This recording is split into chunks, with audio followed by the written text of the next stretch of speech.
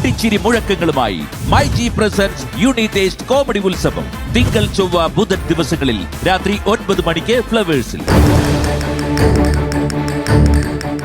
ചേട്ടൻ ഭയങ്കര സ്വാർത്ഥന.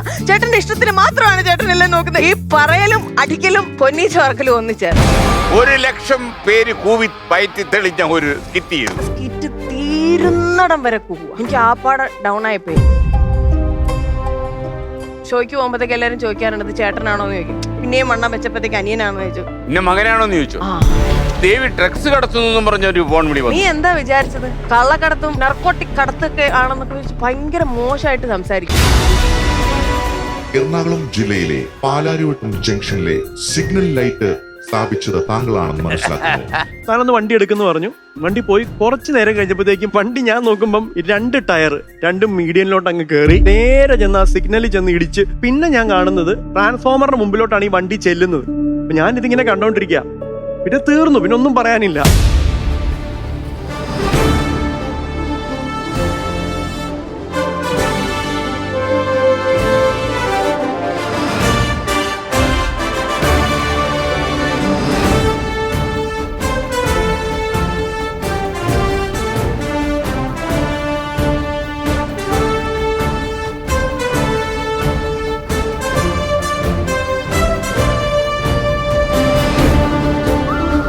ഫ്ലവേഴ്സിന്റെ പ്രിയപ്പെട്ട പ്രേക്ഷകർക്ക് സ്വാഗതം. ഇത് കജാരിയ പ്രസൻസ് മൈജി ഫ്ലവേഴ്സ് ഉരുക്കോടി. ഇന്ന് ഈ വേദിയിൽ മത്സരിക്കാൻ വരുന്നത് പ്രശസ്തിയായ ഒരു അഭിനേത്രിയും നർത്തകിയുമാണ്. വരുന്നു ഇടപ്പള്ളിയിൽ നിന്ന് ആലപ്പുഴക്കാരി ദേവി ചന്ദന. ദേവി ചന്ദന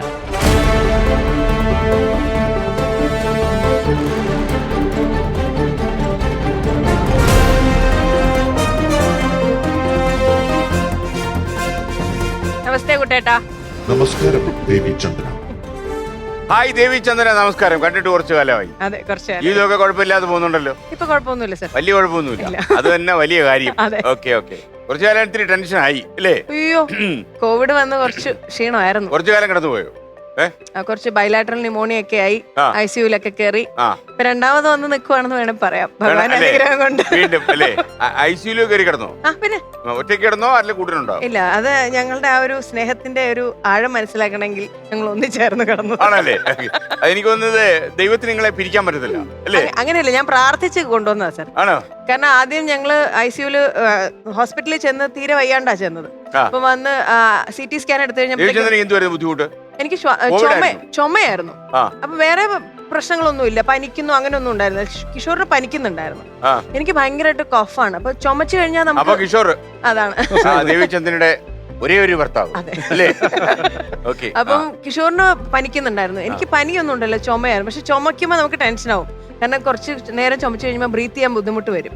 അപ്പൊ അങ്ങനെ ഞങ്ങൾ ഹോസ്പിറ്റലിൽ ചെന്നപ്പം ഇഞ്ചക്ഷൻ എന്തെങ്കിലും എടുത്തിട്ട് തിരിച്ചു പോരാന്ന് വിചാരിച്ചു ചെന്ന് CT സ്കാൻ എടുത്തു കഴിഞ്ഞപ്പോഴത്തേക്കും പിന്നെ ഒരു ബഹളമാണ് ഞാൻ കേൾക്കുന്നത്. പെട്ടെന്ന് പോകും ICUലോട്ട് എടുത്ത് അത് ഇടും, പൾസ് ഇടും, വെറ്റയിടും, വരുന്നു, ഇഞ്ചക്ഷൻ ചെയ്യുന്നു. നമുക്ക് അറിയില്ലല്ലോ, എല്ലാവരും PP കിറ്റൊക്കെ ഇട്ട് നിൽക്കല്ലേ. അങ്ങനെ സാർ ഒരു 12 ദിവസം ഹോസ്പിറ്റൽ വാസവും കോവിഡ് വാർഡും ഒക്കെ ആയിട്ട് തിരിച്ചു വന്നതാണ്. കിഷോറും അതേ ICU തന്നെ പെട്ടു. അതെ. അപ്പൊ ആദ്യത്തെ ഒരു കുറച്ച് മണിക്കൂറുകൾ ഞാൻ ഒറ്റയ്ക്കേ ഉള്ളൂ. എനിക്കങ്ങ് സങ്കടമായി. ഭയങ്കര വിരഹമല്ല, അയാൾ പുറത്തുപോയി, ഞാൻ അകത്തുപോയില്ലേ. അപ്പൊ ഞാൻ വിചാരിച്ചു, പക്ഷേ ഞാൻ ഇവിടെ ഒറ്റയ്ക്കാണെങ്കിൽ സത്യം പറഞ്ഞാൽ ഞാൻ വിചാരിച്ചു എന്റെ പണി തീർന്നു. ഒറ്റയ്ക്ക് ഈ ഒരു ഐസൊലേറ്റഡ് വാർഡിൽ നമ്മൾ വേറെ ആരുമില്ല. ബാക്കി ഏതൊക്കെയോ സ്ഥലങ്ങളിൽ ഉണ്ടായിരിക്കും, നമ്മളില്ല. ICUല് ഞാൻ മാത്രല്ലേ ഉള്ളൂ. പക്ഷെ ഒരു 2-3 മണിക്കൂർ കഴിഞ്ഞപ്പോഴത്തേക്കും സന്തോഷമായി. എന്നോട് പറഞ്ഞു, മഹാഭാവി ആദ്യമായിട്ട് എനിക്ക് ഒരു ഭാര്യ ഭർത്താവിന് ICU കയറ്റുമ്പോ ഹാപ്പി ആവുന്നു. ഞാൻ പറഞ്ഞു പ്രാർത്ഥിച്ച് കയറ്റിയതാണ്. പിന്നെ സുഖമായിട്ട് 2 ആഴ്ച അല്ലേ? പക്ഷെ ആദ്യത്തെ കുറച്ച് ദിവസം ബുദ്ധിമുട്ടായിരുന്നു. കാരണം നമുക്ക് ഭയങ്കര ഇപ്പോഴും ഉണ്ട് സാർ അത്. അതിൽ നിന്നൊരു ഫുള്ളി റിക്കവറി ആയിട്ടില്ല. ഇടയ്ക്കിടയ്ക്ക് എനിക്കും കോവിഡ് അടിച്ചതാ.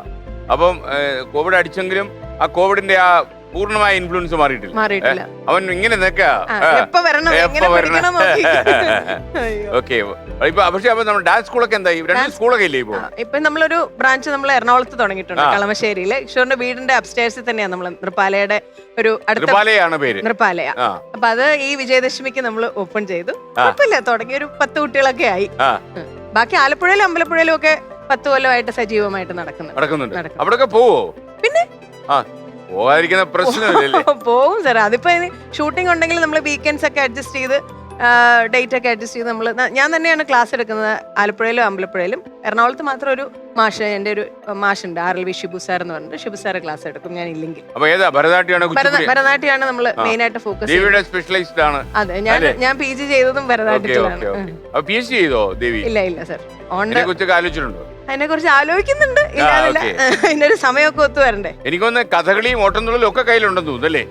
അത്യാവശ്യം കലാതിലകമായി ജില്ലാ തലത്തില്. പിന്നെ യൂണിവേഴ്സിറ്റി തലത്തിലായി, അതൊക്കെ. പിന്നെ അതുകൊണ്ടൊക്കെ ഗുണപ്പെട്ടോ ജീവിതം? തീർച്ചയായിട്ടും സാർ. കാരണം മത്സരത്തിൽ തോറ്റാലും തിരിച്ചു വരാനുള്ള ഒരു ധൈര്യം ഉണ്ടായി, ഒരു കരുത്ത് അതുണ്ട്. തീർച്ചയായിട്ടും ഉണ്ട്. കാരണം അന്നത്തെ കാലത്തൊന്നും നമ്മുടെ ഇന്നത്തെ അത്രയും രൂക്ഷമല്ല കേട്ടോ മത്സരങ്ങൾ. വളരെ ആരോഗ്യപരമായിട്ടുള്ള മത്സരമാണ്. പക്ഷെ എപ്പോഴും നമുക്ക് 1ാം സ്ഥാനം കിട്ടണമെന്നില്ല. ഞാൻ ആകെ ഒരു തവണയെ മത്സരിച്ചിട്ടുള്ളൂ സ്റ്റേറ്റ് കലോത്സവത്തിൽ. ഞാൻ 9ാം ക്ലാസ് വരെ CBSE സ്കൂളിലാണ് പഠിച്ചത്. അപ്പൊ അന്ന് നമുക്ക് ഇങ്ങനത്തെ സ്റ്റേറ്റ് യൂത്ത് ഫെസ്റ്റിവൽസ് ഒന്നും ഇല്ല. ഇപ്പം ഈ സഹോദയ പോലുള്ള കലോത്സവങ്ങളായിട്ടും ഇല്ല. അപ്പം നമ്മളിത് ബാക്കിയുള്ള പ്രാദേശിക മത്സരങ്ങളിൽ മാത്രം ഡാൻസും പതിവാരായണം അങ്ങനെയുള്ള ചെറിയ ചെറിയ മോണോ ആക്ട് എന്നൊക്കെ പറഞ്ഞ് ഒതുങ്ങിക്കൂടി. അപ്പൊ അച്ഛൻ ഒരു സ്റ്റേറ്റ് സ്കൂളിലാണ് പഠിപ്പിക്കുന്നത്. അച്ഛൻ്റെ പേര് വാസുദേവൻ ആണ്. അപ്പൊ അച്ഛൻ മലയാള അധ്യാപകനാണ്. അപ്പൊ അച്ഛൻ ഇതൊക്കെ ഭയങ്കര ഇഷ്ടമാണ്. അപ്പൊ കുട്ടികളെ ചെണ്ടയ്ക്ക് കൊണ്ടുപോകുന്നു, മാർഗം കളി കൊണ്ടുപോകുന്നു. അപ്പൊ അച്ഛൻ ഇതിനൊക്കെ ഇനിഷ്യേറ്റീവ് എടുത്ത് അച്ഛനാണ് എല്ലാം കൊണ്ടുപോകുന്നത്. അപ്പൊ ഞാൻ ഒരു പ്രാവശ്യം ചോദിച്ചു, ഞാൻ പറഞ്ഞു അച്ഛനും ബാക്കിയുള്ള കുട്ടികളെയൊക്കെ കൊണ്ടുപോകുന്നുണ്ട്, അച്ഛനെ മോളെ എന്താ കൊണ്ടുപോകാതെ? പറഞ്ഞു നീ CBSE സ്കൂളിലല്ലേ, പിന്നെ എങ്ങനെ നിങ്ങൾക്ക് മത്സരിക്കാൻ ഇങ്ങനത്തെ ഒരു മേളയിൽ മത്സരിക്കാൻ പറ്റില്ലല്ലോ എന്ന് പറഞ്ഞു. അപ്പൊ എന്റെ മാഷുണ്ട് RLV അനിൽകുമാർ എന്നുണ്ട്. മാഷാണ് പറഞ്ഞത്, സാറേ ഒരു വർഷം അവളെ ഒന്ന് മാറ്റി സ്റ്റേറ്റ് സിലബസിൽ ഒന്ന് ആക്കി തരണം എന്ന്. 10ാം ക്ലാസ് ആയി. അച്ഛൻ പറഞ്ഞേ സാധാരണ 10ാം ക്ലാസ്സിന്റെ കുറെ ഡാൻസ് ഒക്കെ നിർത്തി ട്യൂഷനൊക്കെ പോയി വീട്ടിൽ കേബിൾ TV ഒക്കെ കട്ട് ചെയ്ത് SSLCക്ക് പഠിക്കുക എന്നുള്ളത് ഒരു വലിയ കടമ്പയാണല്ലോ. പക്ഷെ പരീക്ഷയായിരുന്നു. ഇപ്പൊ പിന്നെ +2 ഒക്കെ വന്ന് ബോർഡ് എക്സാം ഒക്കെ ആയാലും. പക്ഷെ ഞങ്ങള് പഠിക്കുന്ന സമയത്ത് SSLC എന്ന് പറയുന്നതാണ് ഫസ്റ്റ് കടമ്പ. അപ്പം വീട്ടിലെല്ലാരും ഭയങ്കരമായിട്ട് എതിർത്തു. എന്താ പറയണ 10ാം ക്ലാസ്സിൽ സ്കൂൾ മാറി, അത് CBSE സ്കൂളിൽ നിന്ന് സ്റ്റേറ്റ് സിലബസിലോട്ടൊക്കെ മാറി ഡാൻസ്, പാട്ട്, കഥകളി എന്നൊക്കെ പറഞ്ഞ് ചിന്തിക്കാൻ പറ്റില്ല. പക്ഷെ അങ്ങനെ ഞാൻ അവസാനം കാല് പിടിച്ച് നിരാഹാരമൊക്കെ കിടന്ന് അങ്ങനെ സ്കൂള് മാറി. അവസാനത്തെ മത്സരമായിരുന്നു. ഒറ്റ തവണ മത്സരിച്ചുള്ളൂ. അങ്ങനെ ജില്ലാതലത്തില് കലാതിലകമായി, സ്റ്റേറ്റില് കുച്ചിപ്പുടിക്കും ഓട്ടംതുള്ളലിനും സമ്മാനം കിട്ടി. അങ്ങനെ നമുക്ക് അടിച്ചു മോനെ. പിന്നെ അതൊരു തുടർക്കഥയായിരുന്നു യൂണിവേഴ്സിറ്റി മത്സരങ്ങളൊക്കെ. അങ്ങനെ 2003 കേരള യൂണിവേഴ്സിറ്റി കലാതിലകമായിരുന്നു. അപ്പൊ എവിടെ പഠിക്കുമായിരുന്നു? അപ്പൊ ഞാൻ സെന്റ് ജോസഫ് കോളേജിൽ ആലപ്പുഴ. പ്രീ ഡിഗ്രിയും ഡിഗ്രിയും അവിടെ തന്നെ. ആ ഒരു 7 വർഷം തകർക്കായിരുന്നു. എനിക്കൊന്നത് നല്ലൊരു ക്ലാസ്മേറ്റ് ഉണ്ടായിരുന്നു അല്ലേ, ഫഹദ് ഫാസില്? സ്കൂളിൽ പഠിക്കുമ്പോഴായിരുന്നു. സ്കൂൾ മേറ്റ് ആയിരുന്നു. നിങ്ങൾ ഒരേ സ്കൂളിലായിരുന്നു? ഒരേ സ്കൂളിൽ ഒരേ ക്ലാസ്സിലായിരുന്നു. ഓ അത് ശരി.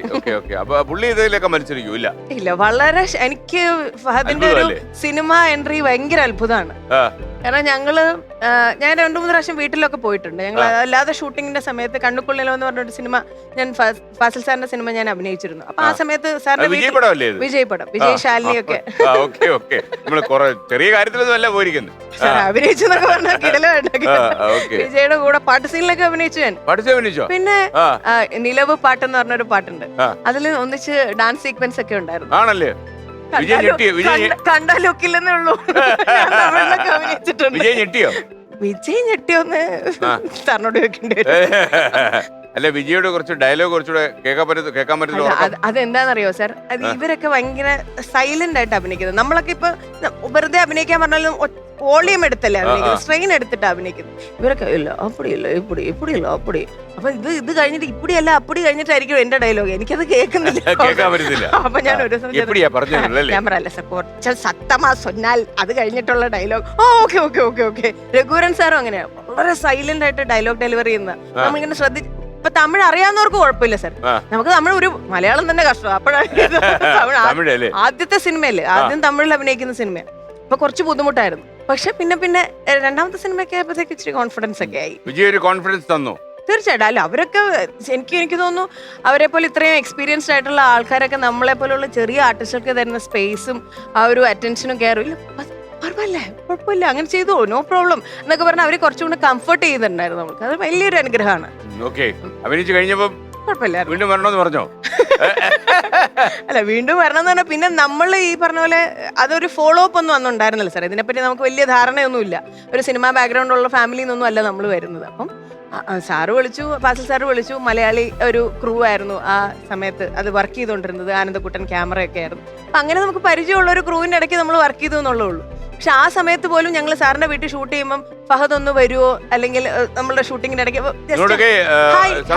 പിന്നെ അതിപ്പോഴും ഈ അടുത്തും നമ്മൾ കാണുമ്പം അക്നോളജ് ചെയ്യും, സംസാരിക്കും. അതെല്ലാം എൻ്റെ ഫ്രണ്ട്സൊക്കെ എന്ത് പറയുന്നു, കാണാറുണ്ടോ, ചിരിക്കാറുണ്ടോ, അവരുമായിട്ട് കോൺടാക്ട് ഉണ്ടോ എന്നൊക്കെ ചോദിക്കും. പക്ഷെ സിനിമയിൽ ഇങ്ങനെ വരുമെന്ന് ഞങ്ങൾ ആരും വിചാരിച്ചിട്ടേ ഇല്ല. ഒരു സ്റ്റേജിൽ കയറുമോ, ഒരു പെർഫോം ചെയ്യുമോ ഒന്നും ഉണ്ടായിട്ടില്ല ഞങ്ങൾ. പിന്നെ അത് കഴിഞ്ഞിട്ട് പിന്നെ ഫഹദ് കോൺവെന്റിലോട്ട് പോയായിരുന്നു. ഊട്ടിയിലും കണ്ടാണ് ബാക്കി സ്കൂളിംഗ് ഒക്കെ ചെയ്തത്. അല്ല, ഫഹദ് എനിക്കൊന്ന് ന്യൂയോർക്ക് ഫിലിം അക്കാഡമിയിലോ ഇവിടെ പഠിക്കാൻ പോയല്ലോ. പഠിക്കാൻ പോയിട്ട് വന്നൊരു ഒന്നൊന്നര വര. കാരണം എനിക്കൊന്ന് ഈ കേരളത്തിന് പുറത്തേ നമ്മൾ ഈ ഉത്തരേന്ത്യയിലുള്ള ചില ആൾക്കാരോടൊക്കെ സംസാരിക്കുമ്പോൾ ഫഹദിനെ കുറിച്ച് ഒരു അത്ഭുതത്തോടാണ്. തീർച്ചയായിട്ടും സാർ. ഇപ്പൊ നമ്മള് സിനിമയിൽ കാണുമ്പോഴത്തേക്ക് നമുക്ക് ശരിക്കും ഒരു പ്രൗഡ് ഫീൽ ഉണ്ട്. നമ്മുടെ ഒരു ക്ലാസ്മേറ്റ് ആണെന്ന് പറയാം. ഇപ്പൊ നമ്മള് സാധാരണ ഒരാളോട് പറഞ്ഞാൽ ചിലപ്പോൾ തള്ളു അവന്റെ ഫാസിലിന്റെ കൂടെ പഠിച്ചാൽ നമ്മൾ സത്യമായിട്ടും പഠിച്ചു ഒരു ഫോട്ടോ അല്ല. അത് ഞാൻ പറഞ്ഞു, അന്ന് മൊബൈൽ ഫോണൊക്കെ ഉണ്ടായിരുന്നു, ഒരു ഫോട്ടോ എങ്കിലും എടുത്ത് വെക്കാറുണ്ട്. അപ്പൊ മനോരമയില് നല്ല അന്തസ്സായിട്ടൊരു കവർ വന്നു. അത് സാറ് കലാതിലകം ഒക്കെ ആയില്ലേ ആ സമയത്ത്. ആലപ്പുഴ ജില്ലയുടെ കലാതിലകം എന്നൊക്കെ പറഞ്ഞ് വലിയൊരു ഫോട്ടോ ഫ്രണ്ട് പേജിൽ റെജി ഭാസ്കറാണ് ആ ഫോട്ടോ എടുത്തത്. ആ സമയത്ത് ഈ മനുഷ്യൻ കണ്ടിട്ടില്ല ഇങ്ങനെ ഉണ്ടെന്ന് പോലും അറിയില്ല. അപ്പം അത് വന്ന് അപ്പൊ അതിനകത്ത് എഴുതിയിരുന്നത് ആലപ്പുഴ ജില്ലാ കലാതിലകമാണ്, ആര്യാട് വാസുദേവന്റെ മകളാണ്, ഇപ്പോൾ പ്രീ ഡിഗ്രി വിദ്യാർത്ഥിനിയാണ്, സെന്റ് ജോസഫ്സിൽ പഠിക്കുന്നു എന്ന് പറഞ്ഞ ഒരു ചെറിയ ക്യാപ്ഷൻ ഉണ്ടാവില്ല, മുഖചിത്രം ആരുടെയാന്നുള്ളത്. അത് കഴിഞ്ഞ് അത് അടിച്ചു വന്നിട്ടാണ്, അത് കണ്ടിട്ടാണ് സിനിമയിൽ അഭിനയിക്കുന്നു എന്ന് ചോദിച്ച് നമുക്കൊരു ഓഫർ വരുന്നത്. അത് അച്ഛൻ്റെ തന്നെ സ്റ്റുഡന്റ് ആയിരുന്ന ജ്യോതിഷ് എന്ന് പറഞ്ഞൊരു ചേട്ടനുണ്ട്. ആ ചേട്ടൻ സിനിമയിൽ വർക്ക് ചെയ്യുന്ന ആളാണ്. അദ്ദേഹമാണ് വന്ന് ചോദിച്ചത് ഇങ്ങനെ സിനിമയിൽ അഭിനയിക്കാൻ താല്പര്യമുണ്ടോ. അപ്പൊ അന്ന് നമുക്ക് അങ്ങനെ ഒരു ഇത് കിട്ടിയതെല്ലാം ബോണസ് എന്ന് പറഞ്ഞ പോലെ.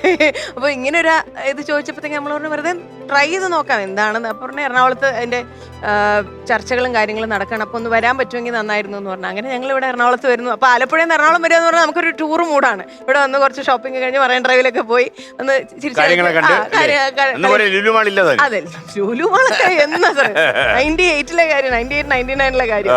അപ്പം ഇവിടെ വന്നു, അവര് വന്നു. അപ്പൊ എല്ലാവരും എന്റെ പ്രൊഡ്യൂസർ നിസാം കല്ലുമുട്ടൽ എന്ന് പറഞ്ഞ പ്രൊഡ്യൂസറാണ്, രാജൻ സിത്താര എന്ന് പറഞ്ഞ ഡയറക്ടറുണ്ട്. അവരെല്ലാവരും ചർച്ചകൾ നടന്നുകൊണ്ടിരിക്കുകയാണ്. ഉൽപ്പൽവി നായനാറാണ് ക്യാമറ. എൻ്റെ അടുത്ത് ഒരു സീൻ തന്നിട്ട് പറഞ്ഞു, ഇത് ദേവിക്ക് പറ്റുന്ന പോലെ ഒന്ന്, അത് മോണോ ആക്ട് ഒക്കെ ചെയ്യുന്നല്ലോ, ഒന്ന് അഭിനയിച്ച് കാണിക്കുമെന്ന് ചോദിച്ചു. അന്ന് എന്തോ അതിനെപ്പറ്റി ഒരു ഗ്രാഹ്യം ഇല്ലാത്തതുകൊണ്ട് എന്തോ കാണിച്ചു. ശരി ഞങ്ങൾ അറിയിക്കാന്ന് പറഞ്ഞു. ഞങ്ങളിവിടെ ഭക്ഷണമൊക്കെ കഴിച്ച് തിരിച്ചങ്ങ് പോയി. അങ്ങനെ സൺഡേ ആയപ്പോഴത്തേക്കും ഞങ്ങൾക്ക് കോള് വരികയാണ്, ഒരു 30 ദിവസത്തെ ഡേറ്റ് വേണം. അയ്യോ, അച്ഛൻ പറഞ്ഞു 30 ദിവസമോ, കുട്ടി പ്രീ ഡിഗ്രിക്ക് പഠിച്ചോണ്ടിരിക്കുക, അങ്ങനെ 30 ദിവസം ഒന്നും അല്ല, നമുക്ക് അടുപ്പിച്ച് വേണ്ട, ഇടയ്ക്കിടയ്ക്കായിട്ട് മതി. ഇതിൽ സെക്കൻഡ് ഹീറോയിൻ ആണ്, വിജയരാഘവന്റെ അനിയത്തിയുടെ ക്യാരക്ടറാണ്, ഗായത്രി എന്ന് പേര്, സുധീഷിന്റെ പേരായിട്ട് വരും. അപ്പം സത്യം പറഞ്ഞാൽ നമ്മൾ സ്വപ്നം പോലും കാണാത്തൊരു ഇൻസിഡന്റ് ആണ് നമ്മുടെ ലൈഫിൽ നടന്നത്. സിനിമയുടെ പേരെന്തായിരുന്നു? ഭാര്യ വീട്ടിൽ പരമസുഖം. ആ ഒരു പരമസുഖത്തോടു കൂടിയാണ് തുടങ്ങിയത്. പക്ഷെ ദൈവാനുഗ്രഹിച്ച് പിന്നെ അതൊരു ആ സിനിമ കണ്ടു കഴിഞ്ഞപ്പോഴത്തേക്ക് ഞാൻ വിചാരിച്ചു, അയ്യോ നമ്മൾ ഇതിലൊരു ഫിറ്റ് ഇൻ ജോബ് അല്ല, ഞാനിത് ഇവിടത്തുള്ള ഒരാൾ. കാരണം അതൊന്നും സക്സസ് ആയിട്ടില്ല, ആ മൂവി ഒന്നും സക്സസ് ആയില്ലായിരുന്നു. നമ്മൾ വിചാരിച്ചു ഇതോടുകൂടി തീരുമായിരിക്കും എന്ന്. പക്ഷെ അത് കഴിഞ്ഞപ്പോഴാണ് ഫാസിൽ സാറിന്റെ കണ്ണുക്കുള്ളിൽ ആ സിനിമയിലെ ഒരു അടി എന്തോ കിട്ടിയത്, നടയടി കിട്ടിയ കിട്ടിയത് വിജയരാഘവന്റെ രാശിയായിരുന്നു അല്ലേ. അതായത് സാർ അത് സീന് പറഞ്ഞു തന്നു.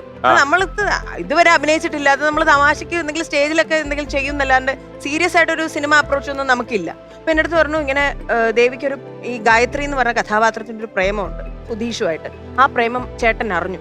ആ ചേട്ടൻ ദേഷ്യപ്പെട്ടിട്ട് അടിക്കുകയാണ്. ഓ ശരി. അപ്പം കുട്ടേട്ടൻ വരുന്നു, നമസ്തേയൊക്കെ പറഞ്ഞു.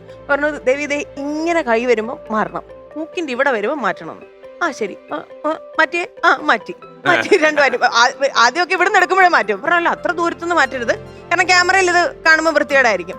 ജസ്റ്റ് മൂക്കിന്റെ ഇവിടെ വരുമ്പോൾ മാത്രമേ മാറ്റാവുള്ളൂ. ശരി 2 പ്രാവശ്യം rehearsal okay take ma'am. Take ready. അപ്പൊ ഞാനിങ്ങനെ ശക്തമായിട്ടില്ല, ചേട്ടൻ ഭയങ്കര സ്വാർത്ഥന, ചേട്ടന്റെ ഇഷ്ടത്തിന് മാത്രമാണ് ചേട്ടൻ എല്ലാം നോക്കുന്നത്, അനിയത്തി എന്നുള്ള എന്റെ ഇഷ്ടത്തിന് ഒരു വിലയില്ല എന്നൊക്കെ ചോദിക്കുമ്പോഴാണ് ചേട്ടൻ അടിക്കുന്നത്. അപ്പം ഈ ഡയലോഗിന്റെ ആ ഒരു പഞ്ചിലൊക്കെ ഞാൻ അങ്ങ് നിന്ന് കസറുവാ, കത്തി നിൽക്കുക. അപ്പം ഈ അടിക്കുന്നതിന്റെ ഈ ടൈമിങ്ങിന്റെ കാര്യം മറന്നുപോയി. ഇവിടെ വരുമ്പോ മാറ്റണം എന്ന് പറയണം, അത് ഫോഴ്സിലെ അടിയും വരുന്നത്. അപ്പം ഞാൻ വിചാരിച്ചെന്താ പറഞ്ഞ് 2 സെക്കൻഡ് കഴിഞ്ഞ് ഇത് പറയലും ഈ പറയലും അടിക്കലും പൊന്നീച്ച വർക്കലും ഒന്നിച്ചായിരുന്നു. അടി നന്നായിട്ട് കിട്ടി. അയ്യോ ഒരു അരമണിക്കൂറത്തേക്ക് കണ്ണീന്ന് കുടുകും. ഞാൻ കരയുമല്ല, പക്ഷെ എന്റെ കണ്ണീന്ന് വെള്ളം വന്നുകൊണ്ടിരിക്കുക. പക്ഷെ വളരെ ലൈവായിട്ട് ആ സീൻ ചെയ്യാൻ പറ്റി. അവസാനം കുട്ടേട്ടൻ പറഞ്ഞു കുഴപ്പമില്ല, നല്ല അടി ആണ് ലൈഫ് അടിയായിരുന്നു. അതൊക്കെ നല്ലൊരു എക്സ്പീരിയൻസാ. പിന്നെ ആ അടിക്ക് നല്ല രാശി ഉണ്ടായിരുന്നു. പിന്നെ അതുകൊണ്ട് ഒരു ബ്രേക്ക് വന്നിട്ടില്ല സാർ. അല്ലെങ്കിൽ പിന്നെ അടിച്ച ബ്രേക്ക് ആയല്ലേ. അപ്പൊ ദേവി ഇന്ന് നമ്മൾ എങ്ങനെയാ മത്സരിക്കുന്നത്? 10 ചോദ്യങ്ങൾ വഴി 1 കോടി പോണോ, 20 ചോദ്യങ്ങൾ വഴി 1 കോടി പോണോ? നമുക്ക് ധൃതിയുണ്ടോ സാർ? ധൃതിയൊന്നുമില്ല. എന്ത് ധൃതി? ചോദിച്ചു നമുക്ക് ചോദിച്ചു 20 ചോദ്യം മതി. കുട്ടേട്ടെ പരിചയപ്പെട്ടോ? കുട്ടേട്ടനെ ദേവിയുടെ എല്ലാ ഡീറ്റെയിൽസും കളക്ട് ചെയ്ത് വെച്ചിരിക്കുക പുള്ളി. ആണോ? ആ, ഒരു രക്ഷയില്ല. കുട്ടേട്ടാ ദേവി ചന്ദന എല്ലാ ഡീറ്റെയിൽസും അറിയാന്ന് പറഞ്ഞു, വേണ്ടാത്തൊന്നും പറയാം. പറഞ്ഞല്ലേ, അല്ലെങ്കിൽ തന്നെ നമുക്ക് സോഷ്യൽ മീഡിയ കൊണ്ട് പുറത്തിറങ്ങാൻ ഈ വയ്യാത്ത വേദിയിൽ വരുന്ന ആരെയും കുട്ടേട്ടൻ അപമാനിക്കില്ല. അങ്ങനെ അന്തസ്സാണ്. Thank you കുട്ടേട്ടാ. കുറച്ചു മുമ്പ് താങ്കളെ തല്ലിയ കുട്ടേട്ടൻ ആരാണ്? കുട്ടേട്ടൻ അവരനോ? എന്നാ അതാണ് പുള്ളിക്ക് ഫീൽ ചെയ്തത്. അത് വിജയരാഘവൻ എന്നുള്ള സിനിമ നടനാണ്. ആ വിജയരാഘവൻ ചേട്ടനെ നമ്മൾ ഇൻഡസ്ട്രിയിൽ കുട്ടേട്ടൻ അറിയപ്പെടുന്നത് അതുകൊണ്ടാ. ഈ കുട്ടേട്ടനല്ല. ഈ വേദിയിൽ ഒരേ ഒരു കുട്ടേട്ടനേ ഉള്ളൂ. അത്താണ് ഈ വേദിയിലെ കുട്ടേട്ടനാണ് ഈ കുട്ടേട്ടൻ. ഇത് മുത്തെന്ന് വിളിച്ചത് കൊണ്ട് ദേവി ചന്ദ്രയ്ക്ക് എല്ലാ സഹായത്തിനും കുട്ടേട്ടൻ ഉണ്ടാകും. ദേവി ചന്ദ്രനെ കാത്തിരിക്കുന്നത് 1 കോടി രൂപയാണ്. നന്നായി. ബോധക്കെട് വരരുത്, മറിഞ്ഞു വീടരുത്, ശ്വാസം മുട്ടരുത്. അല്ലെങ്കിൽ തന്നെ പ്രശ്നമാണ് ഇപ്പൊ, അല്ലേ? ഓക്കെ, അതെന്തായാലും നന്നായി. അപ്പൊ നമ്മള് 20 ചോദ്യങ്ങൾ വഴി 1 കോടിയിലേക്ക് പോകും. ടെൻഷൻ ഉണ്ടോ? ഇല്ലല്ലോ, റിലാക്സ് അല്ലേ? എന്നാലും നമുക്ക് ഹാർട്ട് ബീറ്റ് ചെക്ക് ചെയ്യാം. അതൊക്കെ ചെക്ക് ചെയ്താൽ ചിലപ്പോ പൾസ്, ഹാർട്ട് ബീറ്റ് ഒക്കെ കോവിഡ് വന്നതാണ് എന്ന് വിചാരിച്ചിട്ട് ചെക്ക് ചെയ്യാം. ഓക്കെ, കുഴപ്പമില്ല. കുട്ടേട്ടാ 119 ചെറുതായിട്ട്, അത് വലിയ കുഴപ്പമില്ല. കോവിഡ് വന്ന സാഹചര്യത്തിൽ നമുക്ക് ഇങ്ങനെയൊക്കെ അല്ലേ. സോഷ്യൽ മീഡിയ ഒരു സമയത്ത് എനിക്കൊന്ന് കൂടെ തന്നെ ഉണ്ടായിരുന്നു, അല്ലേ? പ്രത്യേകിച്ച് താങ്കളുടെ ശരീരശാസ്ത്രമൊക്കെ അവരുടെ വിഷയമായിരുന്നു. അതായത് സാർ, നമ്മൾ വണ്ണം വെച്ചിരിക്കുന്ന സമയത്ത് എനിക്ക് തോന്നുന്നു ഏറ്റവും കൂടുതൽ ബോഡി ഷെയ്മിങ് എന്ന് പറയുന്നത് നമ്മുടെ ആൾക്കാര് നമ്മളെ ആദ്യം കാണുമ്പം സാറ് നമ്മളെ ആദ്യം കാണുന്നതാണ്. അല്ലെങ്കിൽ നമ്മൾ കുറെ വർഷങ്ങൾക്ക് ശേഷം സാർ ഇപ്പൊ കണ്ടപ്പോ എന്തുകൊണ്ട് ദേവി, സുഖമാണോ, ഇടയ്ക്ക് അസുഖമൊക്കെ ആയെന്ന് കേട്ട് അതൊക്കെ അങ്ങനെ ഒരു സുഖവിവരം അല്ലേ അന്വേഷിക്കും. അയ്യോ തടിച്ച് എവിടുന്ന് റേഷൻ മേടിക്കുന്നത്, ഇങ്ങനെയൊക്കെ പോയാൽ സൂക്ഷിക്കണം കേട്ടോ. നമ്മളെ എങ്ങനെ അനിലിന് പ്രശ്നമാവുമല്ലോ എന്നൊക്കെ ആയിരിക്കും പറയുന്നത്. അതാണ് പറഞ്ഞത്. റേഷൻ കുറച്ചൊക്കെ അയാൾക്കും കൂടെ എന്തെങ്കിലുമൊക്കെ കൊടുക്കും. പാവം പുള്ളിയോ പട്ടിണി കിടുവാണല്ലോ, അയാളുടെ കൂടെ തിന്നുവാണോ എന്നൊക്കെ ചോദിച്ച് മനുഷ്യനങ്ങ് സങ്കടപ്പെടുത്തി കളഞ്ഞു. അപ്പൊ ഞാൻ തമാശയ്ക്ക് ഒരു ഷോയ്ക്ക് ചെന്നപ്പോ പറഞ്ഞു, ആദ്യം ഞങ്ങൾ ഒന്നിച്ച് പോകുമ്പോഴത്തേക്ക് എനിക്ക് നല്ല വണ്ണം ഉണ്ടായിരുന്നു. അപ്പം ഷോയ്ക്ക് പോകുമ്പോഴത്തേക്ക് എല്ലാവരും ചോദിക്കാറുണ്ട് ഇത് ചേട്ടനാണോ എന്ന് ചോദിക്കും. അപ്പൊ ഞാൻ മൈൻഡ് ചെയ്തില്ല. കുറച്ചു നാളും കൂടെ പിന്നെയും വണ്ണം വെച്ചപ്പോഴത്തേക്ക് അനിയനാണോ ചോദിച്ചു. മകനാണോന്ന് ചോദിച്ചു. അത് ചോദിച്ചപ്പോ എന്നാ മകനാണോ ചോദിക്കുമ്പോ അല്ലാന്ന് അവിടുന്ന് പറയുന്നില്ല. 4 നരച്ചപടി വീണ്ടും വീട്ടിൽ പോയി കറപ്പിക്കല്ലേ. അവനാ ഇനി വേണമെങ്കിൽ വേറെ എന്തെങ്കിലും ചോദിച്ചിട്ടേ രണ്ടാമത്തെ മോനാണോ ചോദിക്കണോന്നുള്ള പുള്ളിയുടെ അറ്റൻഷൻ. അപ്പൊ ഞാൻ അവസരത്തിൽ തോർന്നു മുടിയൊക്കെ കറപ്പിച്ചു, നരപ്പിക്കാനോ? എവിടെ? അത് കഴിഞ്ഞ ആ സമയത്ത് അങ്ങ് വാശി കയറി. അങ്ങനെ ജിമ്മിലും യോഗയും സ്വിമ്മിങ്ങും എല്ലാം കൂടെ ചെയ്ത് 10-30 കിലോ അങ്ങ് കുറച്ചു. 30 കിലോ ഉണ്ട്. കണ്ണും കൂട്ടി വർക്കൗട്ട് 80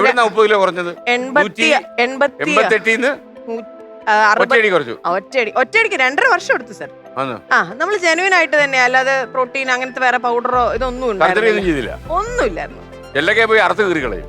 അടുത്ത് എവിടെ നിന്നൊക്കെ വേറെ ഒരാളെ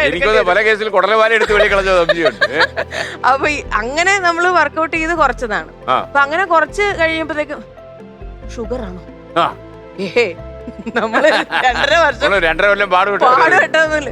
എന്തോ മനപ്രയാസം. അയ്യോ അതെ കഴുത്തിന്റെ ഇവിടെ ഒക്കെ ഞാൻ മഹാവൃത്തിയുടെ കേട്ടോ. സ്ക്രീനിലൊക്കെ കാണുമ്പോഴത്തേക്ക് ലാഫ് ലൈൻസ് ഒക്കെ കണ്ണിന്റെ ഇവിടെ ഒക്കെ. അപ്പൊ നേരത്തെ പറഞ്ഞ വണ്ണം വെച്ചിട്ട് വൃത്തിയേടാണല്ലേ, ഇപ്പൊ പറഞ്ഞ മെലിഞ്ഞ് വൃത്തിയേടാണെന്ന്. ഇപ്പൊ കോവിഡ് കഴിഞ്ഞപ്പോഴത്തേക്കും സ്റ്റീറോയിഡ്സ് ഒക്കെ എടുത്ത് കുറച്ച് ബുദ്ധിമുട്ടൊക്കെ ഒരു 10 കിലോ വീണ്ടും കൂടിയപ്പോഴത്തേക്കും പറഞ്ഞു വീണ്ടും ഇത്രേ ഉള്ളു. മനസ്സിലായില്ലേ ഇപ്പം? മറ്റേ സർജറി ചെയ്തിട്ടാ. സർജറി അവരങ്ങ് തീരുമാനിക്കുക. പിന്നെ ഞാനും വിചാരിച്ചു അപ്പോട്ടെ പറയുന്നത്. അതില് ഈ വാർത്തയൊക്കെ ഒരു തമാശക്ക് ഞങ്ങൾ പറഞ്ഞു കഴിഞ്ഞപ്പോഴത്തേക്കും സോഷ്യൽ മീഡിയയിൽ വന്ന ഒരു ക്യാപ്ഷൻ ആയിരുന്നു സാർ. ഭർത്താവിനെ കണ്ട് മകനാണോ എന്ന് ചോദിച്ചു, മനം നൊന്ത് പ്രതികാരം ദേവി ചന്ദന വീട്ടി, എങ്ങനെ ക്ലിക്ക് ചെയ്യും? മനുഷ്യന്റെ പാടയല്ലേ. ഇതുവരെ ജീവിതത്തിൽ വിളിക്കാത്ത ആൾക്കാരൊക്കെ വിളിച്ചു വെച്ചു എന്താ നിങ്ങൾ തമ്മിൽ പ്രശ്നം, ഞാൻ പറയാം എന്ത് പ്രശ്നം, അല്ല പ്രതികാരം എന്തോ ചെയ്തു എന്ന് പറഞ്ഞു. ഞാൻ പറഞ്ഞു അതൊന്ന് എടുത്ത് വായിച്ചു നോക്ക്, വെയിറ്റ് കുറച്ചതിന്റെ. അതായിരുന്നു. അതുകൊണ്ട് സാർ പേടിയാണ് എന്തെങ്കിലും പറയാൻ. നമ്മൾ തമാശ പറയുന്നത് ചിലപ്പം ആ വേറൊരു ആംഗിളിലൊക്കെയാണ് അത് പോകുന്നത്. അല്ല, എനിക്ക് തോന്നുന്നു അവരുടെ പ്രശ്നം എന്താ അറിയോ, സബ്സ്ക്രിപ്ഷൻ കൂട്ടണം, അതെ, ഒരുപാട് ആൾക്കാരെ കൊണ്ട് വായിപ്പിക്കണം, എന്നാലേ യൂട്യൂബിൽ നിന്ന് വല്ല റവന്യൂ കിട്ടും. അല്ല, നമ്മളും ഒരു വ്ലോഗ് ചെയ്ത് തുടങ്ങിയപ്പോഴാണ് അതിന്റെ മനസ്സിലായത്. ആൾക്കാർ വരാൻ വലിയ പാടാ. അപ്പൊ എന്തെല്ലാം സസ്പെൻസ് ഇടാമോ അതെല്ലാം ഇട്ടോണ്ടിരിക്കുക. അല്ല, ഞങ്ങൾ കഴിഞ്ഞ ദിവസം ഒരു കല്യാണത്തിന് പോയപ്പോഴത്തേക്ക് ഒരു 3 വയസ്സുള്ള ഒരു കുട്ടി വന്ന് പരിചയപ്പെട്ടു. ചേച്ചി ഞാനൊരു ഫോട്ടോ എടുത്തിട്ട്, ഞാൻ ഫോട്ടോ അതിനകത്ത് എടുത്തോന്ന് പറഞ്ഞിട്ട് ഞാൻ താഴ്ത്തു വന്ന് ആ കുട്ടിയോട് ഒരു ഫോട്ടോ എടുത്തപ്പോ അതിന്റെ അച്ഛനും യൂട്യൂബ് ചാനലൊക്കെ ഉള്ളതാണ്. ഞാൻ പറ ഞാൻ പറ ഓക്കെ താങ്ക് യു. എല്ലാവർക്കും ഇതിനിടയ്ക്ക് ഏതാണ്ട് ഒരു ഷൂവിനെ കുറിച്ച് എന്തൊരു സാധനം വന്നിരുന്നല്ലോ. അത് ഞാൻ പറഞ്ഞേ, ഞങ്ങള് ഇത് ബ്ലോഗിങ് തുടങ്ങിയ സമയത്ത് നമ്മളൊരു ഇൻഡിപെൻഡൻസ് ഡേ സ്പെഷ്യൽ, ബ്ലോഗിന്റെ പേരെന്തുവാ ഒഫീഷ്യൽ യൂട്യൂബ് ചാനൽ, നമ്മുടെ പേര് മാത്രം വെച്ചിട്ടുള്ളൂ, വേറെ ഒന്നും വെച്ചിട്ടുള്ളൂ. അപ്പൊ നമ്മളിത് അവിടെ എന്തൊക്കെയാ പരിപാടി, കലാപരിപാടികൾ, എല്ലാ പരിപാടികളും ഉണ്ട്. പാട്ടുണ്ട്, ഡാൻസ് ഉണ്ട്, കൂടിയാട്ടം, അനിയനും കൂടിയാട്ടം ഉണ്ട്, കുക്കിംഗ് ഉണ്ട്. നിങ്ങൾ 2 മക്കളല്ലേ? 2 പേരാ. അപ്പൊ കിഷോറിന്റെ പാട്ടുണ്ടോ അവിടെ? എല്ലാം ഉണ്ട് സർ. കിഷോറിന്റെ കവർ സോങ് ചെയ്തു. അപ്പൊ ഞങ്ങളൊരു കവർ സോങ് എല്ലാം ഉണ്ട്. അപ്പൊ കവർ സോങ് ചെയ്തപ്പോഴത്തേക്കും അതിൽ എന്റെ ഒരു ആഗ്രഹം പറഞ്ഞു, അനിയൻ കൂടിയാട്ടം ആർട്ടിസ്റ്റ് ആണ്, അനിയന്റെ വൈഫ് മോഹിനിയാട്ടം ആർട്ടിസ്റ്റ് ആണ്, ഞാനൊരു ഭരതനാട്യം ആർട്ടിസ്റ്റ് ആണ്. കിഷോർ പാട്ട് പാടും. അപ്പൊ കിഷോറിന്റെ പാട്ടിൽ നമ്മളുടെ ഈ ഇന്ത്യൻ കലാരൂപങ്ങളെല്ലാം കൂടെ വെച്ച് നമുക്കൊരു കവർ സോങ് ചെയ്യാം. 3 മിനിറ്റ് കവർ സോങ്ങേ ഉള്ളൂ. പക്ഷെ കൂടിയാട്ടം വേഷം റെഡിയാവണം, മോഹിനിയാട്ടം റെഡിയാവണം, ഭരതനാട്യം റെഡിയാവണം. അങ്ങനെ ഞങ്ങൾ തീരുമാനിച്ച് ഒരു 10-12 മണിക്കൂർ ഇതിനു വേണ്ടി മെനക്കെട്ട് ഷൂട്ട് ചെയ്ത് എല്ലാം കഴിഞ്ഞപ്പോഴത്തേക്ക് ഒട്ടും റീച്ച് കയറിയില്ല. ആ വ്ളോഗ് ഒട്ടും റീച്ച് കയറിയില്ല. അപ്പൊ ഞാൻ മനസ്സിൽ നമ്മൾ ഇത്രയും എഫേർട്ടൊക്കെ എടുത്ത് വെറുതെ ആയി പോയി, മതിയാക്കാം, ഇതൊന്നും ആർക്കും ഇഷ്ടമില്ല, താല്പര്യമില്ല കാണാനൊക്കെ. അപ്പം പിറ്റേ ദിവസം അടുത്ത എപ്പിസോഡ് വിടണമല്ലോ, ഒന്നുമില്ല കണ്ടന്റ്. അപ്പൊ ഞങ്ങളിങ്ങനെ ബാക്കിയുള്ള വ്ളോഗേഴ്സിന്റെ ഒക്കെ നമ്മൾ സെർച്ച് ചെയ്ത് നോക്കി എന്തൊക്കെയാ നമുക്ക് ഇൻട്രസ്റ്റിംഗ് ആയിട്ടുള്ള കണ്ടന്റുകൾ നോക്കി. അപ്പോൾ ഒരു കണ്ടന്റ് ഇങ്ങനെ കണ്ടപ്പോൾ നമ്മുടെ ഒരു തമിഴിലെ ഒരു ആർട്ടിസ്റ്റ് ഉമാർ റിയാസ് ഖാൻ എന്ന് പറഞ്ഞാൽ അവരിങ്ങനെ ബ്രാൻഡഡ് ഷൂ കളക്ഷൻസ് അവരുടെ ഇതൊക്കെ കാണിച്ചു. ഞാൻ പറഞ്ഞു ഇയാളുടെ കുറെ ചപ്രാച്ചി ഷൂ ഒക്കെ ഇരിപ്പുണ്ട്. ഞാൻ പറഞ്ഞു അതൊക്കെ എടുത്ത് നമുക്ക് ഷൂവും ചെരുപ്പൊക്കെ കാണിച്ചാൽ. അപ്പൊ പറഞ്ഞു പോടോ, വേറെ പണിയൊന്നുമില്ല. നമ്മൾ വെറുതെ ഒരു ഫണ്ണല്ലേ, നമ്മുടെ വീട്ടിലെ നടക്കുന്ന കാര്യം, നമ്മൾ കള്ളത്തരമൊന്നും അല്ലല്ലോ കാണിക്കുന്നത്, നമ്മുടെ വീട്ടിലുള്ള സാധനമല്ലേ. ഞാൻ ഇയാളുടെ പഴയ ഷൂ എന്റെ ചെരുപ്പും എല്ലാം കൂടെ എടുത്ത് ഞങ്ങൾ അത് ഭയങ്കര റീച്ച് കയറി. കുറെ പേര് താഴത്തൊന്നും വേറെ പണിയൊന്നും ഇല്ല എന്നൊക്കെ ചോദിച്ചു പറഞ്ഞിട്ടുണ്ട്. പക്ഷെ എന്നാലും അത്യാവശ്യം തെറിയല്ല സർ. പക്ഷെ നമുക്ക് അങ്ങനെ വളരെ മോശമായിട്ടുള്ള കമന്റ്സ് ഒന്നും ഭീകരമായിട്ട് വന്നിട്ടില്ല. പക്ഷെ ക്രിറ്റിസിസംസ് വരുന്നുണ്ട് കേട്ടോ. വേറെ എന്തെങ്കിലും നിങ്ങൾക്ക് ചെയ്തുകൂടെ, നിങ്ങളിൽ നിന്ന് അങ്ങനെയൊന്നും അല്ല പ്രതീക്ഷിക്കുന്നത്, കുറച്ചുകൂടെ സെൻസിബിൾ ആയിട്ടുള്ള കണ്ടന്റുകൾ. കാരണം അതുവരെ നമ്മൾ വളരെ സീരിയസ് ആയിട്ടുള്ള കണ്ടന്റുകളാണ് ചെയ്തുകൊണ്ടിരുന്നത്. ഇങ്ങനത്തെ ചെറിയ നുറുക്ക് സാധനങ്ങൾ ചെയ്തപ്പോൾ പക്ഷെ നമ്മുടെ ഓഡിയൻസ് അത് അക്സെപ്റ്റ് ചെയ്തു കേട്ടോ. അത് നമ്മളെപ്പോഴും ഓഡിയൻസിന്റെ സൈഡിൽ നിന്ന് ചിന്തിക്കുമ്പോൾ ശരിയാണ്, പ്രബുദ്ധമായ ഇതൊക്കെ കണ്ട് നമ്മൾ മനയോല അരയ്ക്കുന്നത്, ഇങ്ങനെ കണ്ണിൽ ചുണ്ടപ്പൂ ഇടുന്നത്, ഇങ്ങനെ കൂടിയാട്ടം കാണിച്ചാൽ ചിലപ്പോൾ സാധാരണക്കാരൻ അത് അറിയേണ്ട ആവശ്യം ഉണ്ടാവില്ല. അതുകൊണ്ടായിരിക്കും അത് റീച്ച് കയറാണ്ടിരുന്നത്. അങ്ങനെ പക്ഷെ ഇപ്പൊ രണ്ടും ഉണ്ട്, കുഴപ്പമില്ല. ഇപ്പൊ 1 ലക്ഷം സബ്സ്ക്രൈബേഴ്സ്, ചെറിയ കാര്യമല്ല. ഞങ്ങൾക്ക് സിൽവർ ബട്ടൺ ഒക്കെ കിട്ടി. അതോ ഓക്കെ. അപ്പൊ ഇനിയിപ്പോ എനിക്ക് തോന്നുന്നത് വരുമാനം കൊണ്ട് വരാൻ തുടങ്ങും. വരുമാനം അങ്ങനെ ഭീകരമായിട്ട് വരുന്നില്ല സാർ. വരും, അത് 3-4 ലക്ഷം ആവണ്ടേ? അതാവണം. അത് പതുക്കെ മതി. അല്ല, ഇതിനകത്ത് സൂത്രപ്പണിയുണ്ട്. എനിക്ക് മനസ്സിലായ ഒരു കാര്യം എന്താ അറിയുമോ, ഇപ്പൊ എന്നെ തന്നെ ചീത്ത വിളിച്ച ആൾക്കാര് സബ്സ്ക്രിപ്ഷൻ കൂട്ടിയിട്ടുണ്ട്. അപ്പൊ നല്ല ചീത്ത ആരെങ്കിലും വിളിക്കാമെങ്കിൽ കൂടും കേട്ട എളുപ്പ വഴിയാത്. പക്ഷെ വിളിക്കുമ്പോ നല്ല ആൾക്കാരെ വിളിക്കണം, അങ്ങനെയല്ല നല്ല ആൾക്കാരെ. അപ്പൊ എനിക്കൊന്ന് ദേവി പിന്നെ വേറെ പോയിട്ട് ഒരു ചാക്യാർ കൂത്ത് ചെയ്ത് മാറി മറിച്ച ചാക്യാർ കൂത്തെന്നും പറഞ്ഞ് അല്ലേ? അല്ല, അത് എന്താ അറിയോ സാർ, നമ്മള് യൂത്ത് ഫെസ്റ്റിവലിൽ പോയിക്കൊണ്ടിരുന്ന സമയത്ത് എല്ലാത്തിനും ആണ് പെണ്ണ് വ്യത്യാസമുണ്ട്. ഡാൻസിനാണെങ്കിലും ഭരതനാട്യം ആൺ വിഭാഗം പെൺ വിഭാഗം അങ്ങനെയാണ്. പക്ഷെ ഈ ചാക്യാർ കൂത്തിന് മാത്രം, കാരണം ചാക്യാർ കൂത്ത് ആസ് സച്ച് ആ പേര് സജസ്റ്റ് ചെയ്യുന്ന പോലെ അതൊരു മെയിൽ പെർഫോമൻസ് ആണ്. അപ്പം അതുകൊണ്ട് ആണിനും പെണ്ണിനും വ്യത്യസ്തമായിട്ടുള്ള മത്സരമില്ല, ഒന്നിച്ചാ മത്സരിക്കേണ്ടത്. അപ്പം അങ്ങനെ ഞങ്ങൾ റവന്യൂ ജില്ലയിൽ, എനിക്ക് സബ് ജില്ലയിൽ നിന്ന് വലിയ മത്സരമൊന്നും ഉണ്ടായിരുന്നില്ല, നേരിട്ട് റവന്യൂ ജില്ലയിലേക്ക് സെലക്ഷൻ കിട്ടി. റവന്യൂ ജില്ലയിൽ മത്സരിച്ചപ്പോൾ 2 പേരുണ്ട്, ഒരു ആൺകുട്ടിയുണ്ട്, ഞാനും ഉണ്ട്. അപ്പം ആൺകുട്ടിയാണ് ആദ്യം മത്സരിക്കുന്നത്. ആ കുട്ടി അവരുടെ പെർഫോമൻസ് കഴിഞ്ഞു, അവൻ പോയി. രണ്ടാമത് ഞാൻ മത്സരിച്ചു. അപ്പം ചാക്യാർകൂത്തിന്റെ ഒരു നോം എന്ന് പറഞ്ഞാൽ മേത്തിങ്ങനെ അരിമാവ് തേക്കും. ചാക്യാർ വെള്ള കളറിൽ അരിമാവ് തേച്ച് അതിൽ കുങ്കുമം പൊട്ട് വെക്കും. അപ്പൊ സ്ത്രീകൾക്ക് മാറി മറിക്കാൻ പറ്റും, ഇങ്ങനെ തുറന്ന് കാണിക്കാൻ പറ്റാത്തതുകൊണ്ട് മാറി മറിച്ചിട്ട് വെള്ള കുപ്പായം ഇട്ടിട്ട് അതിൽ കുങ്കുമ പൊട്ട് തയ്ച്ചു പിടിപ്പിക്കുക. അങ്ങനത്തെ ഒരു കുപ്പായമാണ് നമ്മൾ ഇടുന്നത്. അതൊക്കെ ഇട്ട് ഞാനും മത്സരിച്ചു. അപ്പൊ എല്ലാവരും വന്ന് നന്നായി ചെയ്തു കേട്ടോ, ഒരു പെൺകുട്ടിയാണത് ചെയ്യുന്നതെന്ന് തോന്നിയില്ല, രസമായിട്ട് അതിന്റെ ഒരു സ്ലാങ് ഒക്കെ നന്നായിട്ട് വന്നിട്ടുണ്ട്. നമ്മൾ റിസൾട്ട് കാത്തു വെക്കുകയാണ്.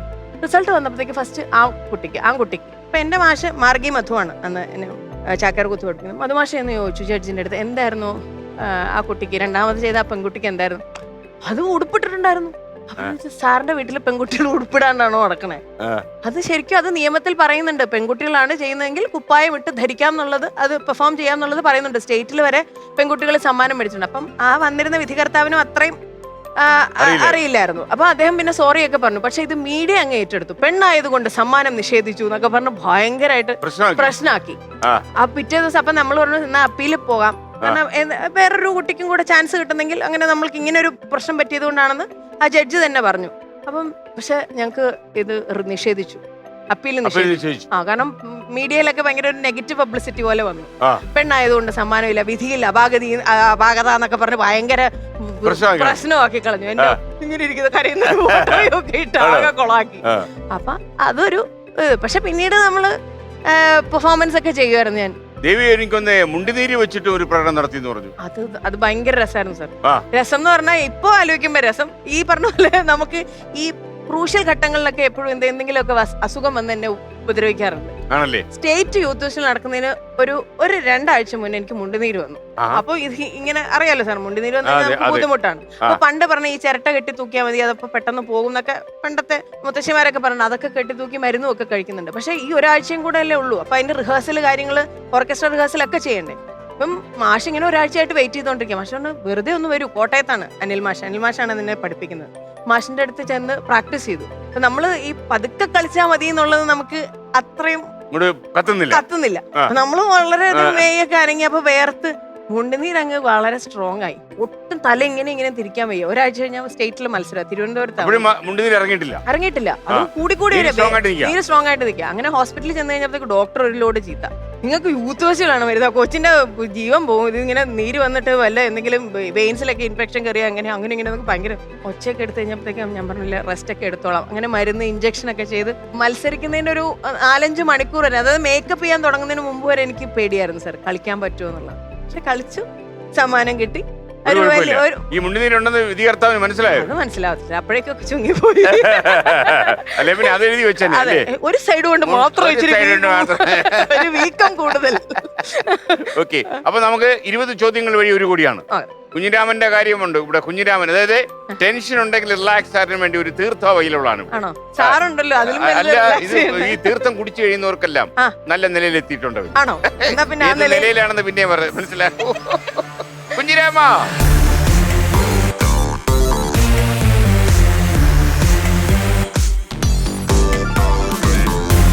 എത്തിപ്പോയി വന്നല്ലോ വനമാല. ഐശ്വര്യമായിട്ട് ഒരു കവള് കുടിച്ചു കഴിഞ്ഞാൽ ടെൻഷൻ.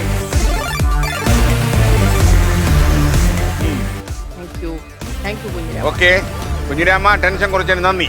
Okay, back home. അല്ല, വേഗത്തിൽ പോവാ. ഒരു കുഞ്ഞിരാമനെ വീട്ടിൽ കിട്ടിയാൽ നല്ലതായിരുന്നു. അത്യാവശ്യം ചായ കൊടുത്തേക്കാം. അത് കൊള്ളാം അല്ലേ, ഒരെണ്ണം കിട്ടിയേ കൊള്ളാം അല്ലേ, വീട്ടിൽ കിട്ടിയാ. ഓക്കെ, നമുക്ക് ഒരെണ്ണം ഒപ്പിക്കാൻ വേണേ, കുഴപ്പമില്ല. ഓക്കെ, അപ്പൊ ഇനിയിപ്പോ നമുക്ക് മത്സരത്തിലേക്ക് കടന്നാലോ? Are you ready? നമുക്ക് ആദ്യത്തെ ചോദ്യത്തിലേക്ക് കിടക്കാം. കിഷോർ, ആ GK ഒക്കെ ഒന്ന് തയ്യാറാക്കി വെച്ചോളൂ, പൊതുവിജ്ഞാനം ആവശ്യം വരും അല്ലേ? കിഷോറിന്റെ GK എങ്ങനെയുണ്ട്? അത് പറയാൻ പറ്റത്തില്ല അല്ലേ, ചിലപ്പോ നമ്മൾ അറിയാത്ത ചില പ്രതിഭകളെ നമ്മൾ പിന്നീടാ മനസ്സിലാക്കുന്നത്. ഇയാള് തന്നെയാണോ എന്റെ കൂടെ ജീവിച്ചിരുന്നത് അല്ലേ? അപ്പോ മോണിറ്റർ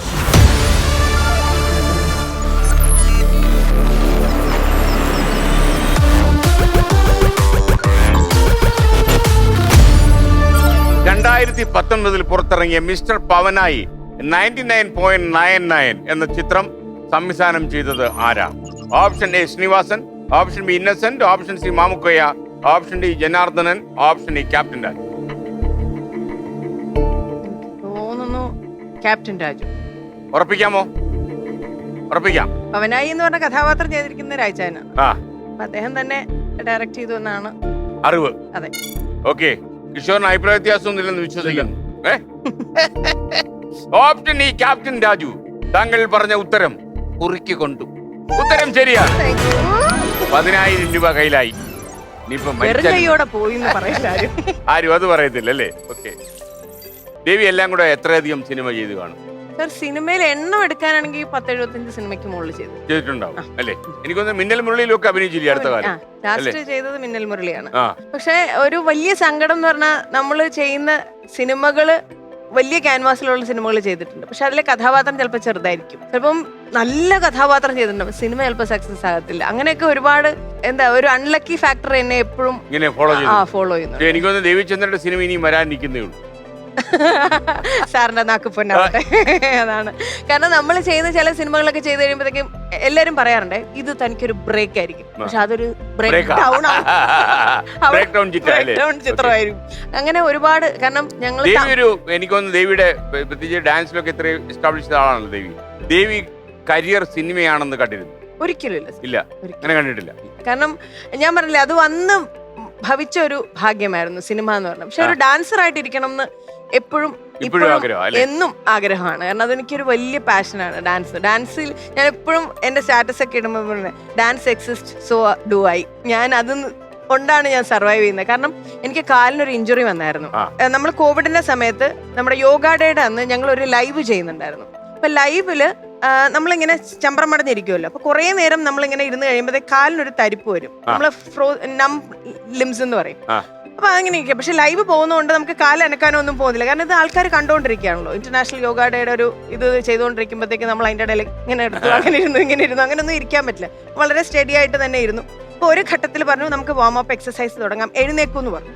അപ്പൊ എനിക്ക് മനസ്സിലായി എന്റെ ഫ്രോസൺ ആയിട്ട് ഇങ്ങനെ ഇരിക്കുകയാണ്. അപ്പൊ നമ്മള് അങ്ങനെ വരുമ്പോ ശരിക്കും കാലൊന്ന് അനക്കി കൊടുത്ത് പതുക്കെ വേണം എണീക്കാൻ. ഇത് പക്ഷെ ലൈവിൽ പോണ്ട ആ ഒരു ചളിപ്പ് ഇതുകൊണ്ട് നമ്മളൊക്കെ മോശമാക്കരുതല്ലോ എന്ന് വെച്ചാൽ ഞാൻ ചാടി അങ്ങ് എഴുന്നേറ്റു. ഈ കാലിങ്ങനെ അങ്ങ് തിരിഞ്ഞു പൊട്ടയെന്നൊരു ഒച്ചയും കേട്ടു.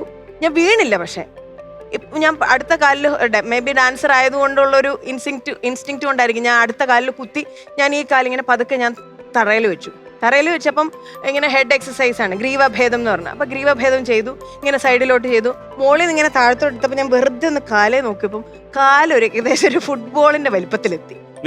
നീരും കയറി ഒരു ബ്ലൂയിഷ് കളറും ആവുന്നുണ്ട്. അപ്പൊ എനിക്ക് മനസ്സിലായി എന്തോ കാലിന് പറ്റിയിട്ടുണ്ട് എന്ന് മാത്രം എനിക്ക് മനസ്സിലായി. ഞാനിങ്ങനെ ബാക്കി എല്ലാ ഹെഡ് മൂവ്മെന്റ്സ് ഒക്കെ ചെയ്ത് ഇങ്ങനെ ചെയ്യുമ്പോൾ എനിക്കറിയാം ഇങ്ങനെ കണ്ണിങ്ങനെ മറിഞ്ഞു പോകുന്നുണ്ട്. അപ്പൊ ഞാൻ എന്ത് ചെയ്തു, ആ ലൈവിന്റെ ക്യാമറയിൽ ഇങ്ങനെ തൊഴുത് ഞാൻ പതുക്കെ പോയി. എനിക്കിത് ഇവിടെ നമ്മുടെ ആ സ്റ്റെപ്പ് വരെ പോകേണ്ട ഒരു ഡിസ്റ്റൻസ് ഉണ്ട്, അവിടം വരെ പോയത് മാത്രമേ എനിക്ക് ഓർമ്മയുള്ളൂ. ഞാൻ അൺകോൺഷ്യസ് വീണു.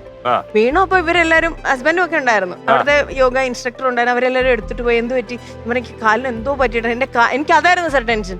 കാരണം ഡാൻസ് കളിക്കാൻ പറ്റില്ല, അയ്യോ കാലിന് എന്തെങ്കിലും പറ്റിക്കഴിഞ്ഞാൽ നമ്മൾ തീർന്നു ലൈഫ്. അങ്ങനെ ഞങ്ങൾ വേഗം ഹോസ്പിറ്റലിൽ കൊണ്ടുപോയി എക്സ്റേ എടുത്തപ്പോൾ കുഴപ്പമൊന്നുമില്ല, പക്ഷെ ലിഗമെന്റ് ടയർ ഉണ്ടായിരുന്നു. അതൊരു 6 months എടുത്തു. ഇപ്പോഴും ശരിക്കും നമ്മൾ കുറെ നേരം നിന്ന് കഴിയുമ്പോഴത്തേക്കും ആ കാലിന് നീര് വരും. അപ്പൊ അങ്ങനെ ബാക്ക് ടു ബാക്ക്. പിന്നെ അല്ല ഇടയ്ക്കൊക്കെ വീഴ്ചകൾ അങ്ങനെ കുഴപ്പമില്ല. ഇങ്ങനെയൊക്കെ സോഷ്യൽ മീഡിയ വരും ദേവിചന്ദ്രൻ ഇരുത്തിയില്ല അങ്ങനെ ഇരുത്തണ്ടെന്നും അപ്പൊ അങ്ങനെയൊക്കെയുള്ള ഇൻസിഡൻസ് ഇങ്ങനെ വരുമ്പോഴത്തേക്ക് എവിടെയോ നമുക്കിങ്ങനെ ഡാൻസർ എന്ന് പറയുന്ന ഒരു സാധനം നമുക്ക് പുറത്തേക്ക് വരും. വണ്ണം വെക്കുമ്പോ അങ്ങനെ കുഴപ്പമുണ്ട്. ഇപ്പൊ കോവിഡ് കഴിഞ്ഞ് വണ്ണം വെച്ച് ആ ടെൻഷൻ വരും, ഡ്രസ്സൊന്നും കയറുന്നില്ല, അയ്യോ ഡാൻസ് കളിക്കുമ്പോഴത്തേക്ക് അത് നമുക്ക് കോൺഷ്യസ് ആവും പെട്ടെന്ന്. നമുക്ക് അത് ചെയ്യാൻ പറ്റുന്നില്ല. ഡാൻസ് കളിക്കുമ്പോഴത്തേക്കും ബ്രീത്തിങ് ഇഷ്യൂസ് വരുന്നു. ഇടയ്ക്ക് പഫൊക്കെ ഉണ്ടായിരുന്നു 8 hours കൂടുമ്പം. കാരണം ലങ്സ് ബൈലാറ്ററൽ ന്യൂമോണിയ ആയതുകൊണ്ട് ലങ്സ് ഭയങ്കരമായിട്ട് ഷ്രിങ്ക് ആയിപ്പോയി. അത് കഴിഞ്ഞും പിന്നെ എനിക്ക് 2 പ്രാവശ്യം ഇൻഫെക്ഷൻ വന്നു. അപ്പൊ അങ്ങനെയൊക്കെ വരുമ്പോഴത്തേക്കും ഡാൻസ്. പക്ഷെ സിനിമ എപ്പോഴും സന്തോഷം തരുന്ന ഒരു കാര്യം തന്നെയാണ്. കാരണം തീർച്ചയായിട്ടും ആദ്യ സിനിമ കഴിഞ്ഞപ്പോ തന്നെ ദേവിക്ക് സിനിമ വേണ്ടാന്ന് വെച്ചാലൊന്നും ഒരു ആലോചന ഉണ്ടായിരുന്നില്ല. അതായത് നമ്മള് ആ സമയത്ത് കണ്ടോണ്ടിരിക്കുന്ന സിനിമ എന്ന് പറഞ്ഞാൽ എപ്പോഴും ഹിറ്റ് സിനിമകളല്ലേ നമ്മൾ തിയേറ്ററിൽ പോയി കാണുന്നത്. ഏറ്റവും നന്നായിട്ട് 100 ദിവസം ഓടുന്ന മറ്റേ മൺചിത്രത്താഴ്, തേന്മാകുമ്പോൾ, അങ്ങനെ കിലുക്കം, അങ്ങനെയുള്ള സിനിമകളൊക്കെയാണ് നമ്മൾ തിയേറ്ററിൽ പോയി കാണുന്നത്. അങ്ങനെ എന്റെ സിനിമ കാണാൻ ആരും ഇല്ല. ഞാൻ നോക്കുമ്പോൾ വളരെ തിയേറ്ററിൽ വളരെ സക്സസ് ആവാത്തൊരു മൂവിയായിരുന്നു ഭാര്യ വീട്ടിൽ പരമസുഖം. അപ്പൊ ഞാൻ നോക്കുമ്പോ നമ്മൾ കൊള്ളാഞ്ഞിട്ടായിരിക്കും അങ്ങനെ ഒരു കോംപ്ലക്സ്. ശരിക്കും എന്നെ സ്ക്രീനിൽ കണ്ടപ്പോൾ ഞാൻ പറഞ്ഞു പോരാ, ശോഭനയൊന്നും കാണുന്ന അത്ര ഭംഗിയൊന്നും ഇല്ല, അപ്പൊ നമുക്ക് മതിയാക്കാം ഇവിടെ കൊണ്ട്. കാരണം ഞാൻ വിചാരിച്ചു ഇതോടുകൂടി തീരുമായിരിക്കും, അങ്ങനെ ആയിരിക്കും. പക്ഷെ അതാ ഞാൻ സാറിന്റെ അടുത്ത് പറഞ്ഞത്, ഭാഗ്യം പോലെ പിന്നെ ഇതിങ്ങനെ പടങ്ങൾ വന്നുകൊണ്ടിരുന്നു, ചെയ്തുകൊണ്ടിരുന്നു. Saint Joseph college Alappuzha. കത്തുകളൊക്കെ വരാൻ തുടങ്ങി. അത് സാർ ഈ മുഖചിത്രമാണ് പറ്റിച്ചത്. മുഖചിത്രം, അതായത് ഒരു ദിവസം ക്ലാസ്സില് ഒരു പിയൂൺ വന്നിട്ട് പറഞ്ഞു ദേവിചന്ദ്രനെ പ്രിൻസിപ്പൾ വിളിക്കുന്നു. എനിക്ക് മനസ്സിലായില്ല എന്തിനാന്ന്. ഞാൻ ചെന്നു പ്രിൻസിപ്പൽ സിസ്റ്റർ റോസ് ആണ് അന്ന് പ്രിൻസിപ്പൾ. അതോട്ട് വിളിച്ചു, അതെ താൻ ഇവിടെ എന്തിനാ വരുന്നത്? ഞാൻ പറഞ്ഞു എന്താ സിസ്റ്റർ, പഠിക്കാനല്ലേ വരുന്നത്? ഞാൻ പറഞ്ഞു അതെ, ജോയിൻ ചെയ്തിട്ടുള്ളൂ, ഒരു 2 ആഴ്ച ആയിട്ടുള്ളൂ. താൻ പഠിക്കാനല്ലേ വരുന്നത്? ഞാൻ പറഞ്ഞ അതെ. തന്നെ ലവ് ലെറ്റേഴ്സ് ആണല്ലോ ഇവിടെ വരുന്നത്. നമുക്കോ അതൊന്ന് അഡ്രസ് ഒന്നും അതാ ഞാൻ വെച്ചിട്ട് ഏത് മണ്ടനാണ് എനിക്ക് ലവ് ലെറ്റർ ഒക്കെ നോക്കുമ്പോ ഒരു 5-6 കത്തുകൾ ഇങ്ങനെ വന്നിരിക്കുക. നിന്റെ എന്താണ് മുല്ലപ്പൂ മുട്ട. ഞാൻ ഭയങ്കര സാഹിത്യമൊക്കെയാ സാർ, ഞാൻ തന്നെ വായിച്ച് നാണം കെട്ടുപോയി. അങ്ങനത്തെ സാഹിത്യമൊക്കെ എന്താ ചന്ദനപ്പൂവിൽ ഗന്ധമുള്ള പൂ മുഖശ്രീയോട് കൂടി എന്നൊക്കെ പറഞ്ഞു. ഞാൻ പറഞ്ഞു സത്യമായിട്ട് സിസ്റ്റർ എനിക്ക് അറിയില്ല ഇത് എന്താന്നുള്ളത്. അപ്പൊ മുഖചിത്രം എന്ന് മനസ്സിലായപ്പോ എനിക്കൊന്ന് സ്ട്രൈക്ക് ചെയ്തു. ശരിയാണ്, കവർ ഫോട്ടോ വന്നിരുന്നു. അങ്ങനെ നാളെ പേരൻസുമായിട്ട് വന്നാൽ മതി, യു മേ ഗോ എന്ന് പറഞ്ഞു. ഞാൻ വീട്ടിൽ ചെന്ന് പറഞ്ഞു അമ്മ അച്ഛാ ഇങ്ങനെ ഒരു പ്രശ്നമുണ്ട് വീട്ടിൽ. മുഖചിത്രം വന്നതിൽ പ്രീ ഡിഗ്രി വിദ്യാർത്ഥിനിയാണ് സെയിന്റ് ജോസഫ് കോളേജ് ആലപ്പുഴയെന്ന്. അപ്പൊ എല്ലാരും കോളേജിലോട്ട് കത്തയക്കുക. പിന്നെ പിറ്റേ ദിവസം അച്ഛൻ വന്നിട്ട് ഈ മുഖചിത്രം കാണിച്ചു. ഞാൻ പറഞ്ഞു പ്രണയമൊന്നും അല്ല സർ, വെറുതെ ചുമ്മാ. നമുക്കിപ്പൊ സോഷ്യൽ മീഡിയയിൽ നമ്മൾക്ക് കമന്റ് ചെയ്യുന്നില്ലേ, അന്ന് അങ്ങനെയുള്ള ഒരു സൗകര്യം ഒന്നും ഇല്ലല്ലോ. അന്ന് കത്തുകളാണല്ലോ, അല്ല കത്തുകള്, ഗ്രീറ്റിംഗ് കാർഡ്സ്, പോസ്റ്റ് കാർഡ്സിലൊക്കെ മുഖചിത്രം നന്നായിരിക്കുന്നു, ആലപ്പുഴയുടെ അഭിമാനം, ചന്ദനക്കുറി എന്നൊക്കെ പറഞ്ഞിട്ടൊക്കെ ഒരുപാട് കമന്റ്സ് വന്നിട്ടുണ്ട്. അപ്പൊ അങ്ങനെ വന്നപ്പം അച്ഛൻ കൊണ്ടുവന്നത് കാണിച്ചു. സിസ്റ്റർ ഇങ്ങനെ ഒരു ഇതുണ്ട്, ഇത് നമ്മൾ കൊടുത്തതല്ല, മനോരമക്കാർ എഴുതിയതാണ്, ഞങ്ങളുടെ ഭാഗത്ത് തെറ്റില്ല, അത് മോളിൽ അറിഞ്ഞിട്ട് പോലും ഇല്ല എന്ന് പറഞ്ഞു. അപ്പോഴാണ് അവർ കൺവിൻസ്ഡ് ആയത്. അല്ലായിരുന്നു എന്നെ കോളേജിൽ നിന്ന് പുറത്താക്കി പ്രീ ഡിഗ്രിയോട് കൂടി അവസാനിപ്പിക്കാൻ. അപ്പൊ നമുക്ക് അടുത്ത 20,000 രൂപയുടെ ചോദ്യം, 20,000 monitor.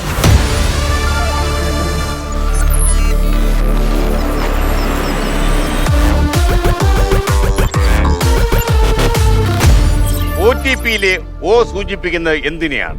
A operation, B 1, option C order, option D online, option E on site. B1. ഉറപ്പാണോ? One time password. അപ്പൊ 1 ആണോ? ഓക്കെ.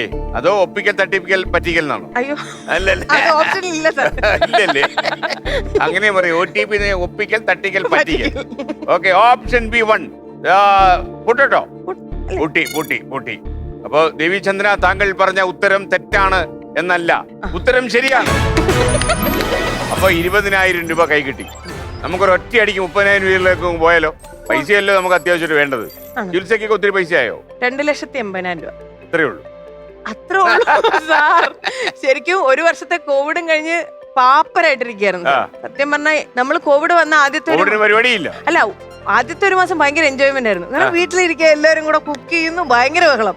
നമ്മൾ വിചാരിക്കുന്ന അടുത്ത മാസം തുറന്നു തരുമെന്നല്ലേ.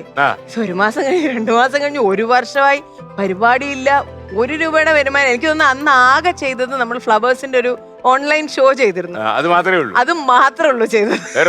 ഒന്നുമില്ല, ഒന്നും ചെയ്തില്ല. അപ്പം എന്താണ് ഒരു വാട്ട് നെക്സ്റ്റ് എന്ന് പറഞ്ഞ ഒരു സമയത്താണ് കോവിഡും വന്നു പെട്ടത്. അതും കൂടെ അപ്പൊ ശരിക്കും അയ്യോ അന്ന് പാട്ടുമില്ല. പാട്ടോ വീട്ടിലിരുന്ന് പാടി അടിക്കും ഞങ്ങൾ. അവസ്ഥയായി. അപ്പൊ പ്രാക്ടീസും ചെയ്യാൻ പറ്റി കാണില്ലല്ലോ. ഒന്നുമില്ല സാർ. റോട്ടിലിറങ്ങി പാടാന്ന് വെച്ചാൽ റോട്ടിലെ ആൾക്കാരില്ല, റോട്ടിലെ ആൾക്കാരെ കണ്ട അടിച്ച് അകത്ത് കയറ്റുന്ന സമയമായിരുന്നു. കണ്ടടിക്കൂല. Okay, monitor.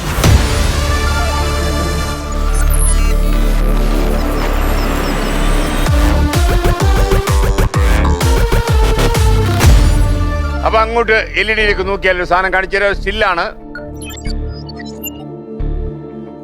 ഇനി പറയുന്നതിൽ ഏത് ചിത്രത്തിൽ പ്രത്യക്ഷപ്പെട്ട പുസ്തകമാണിത്?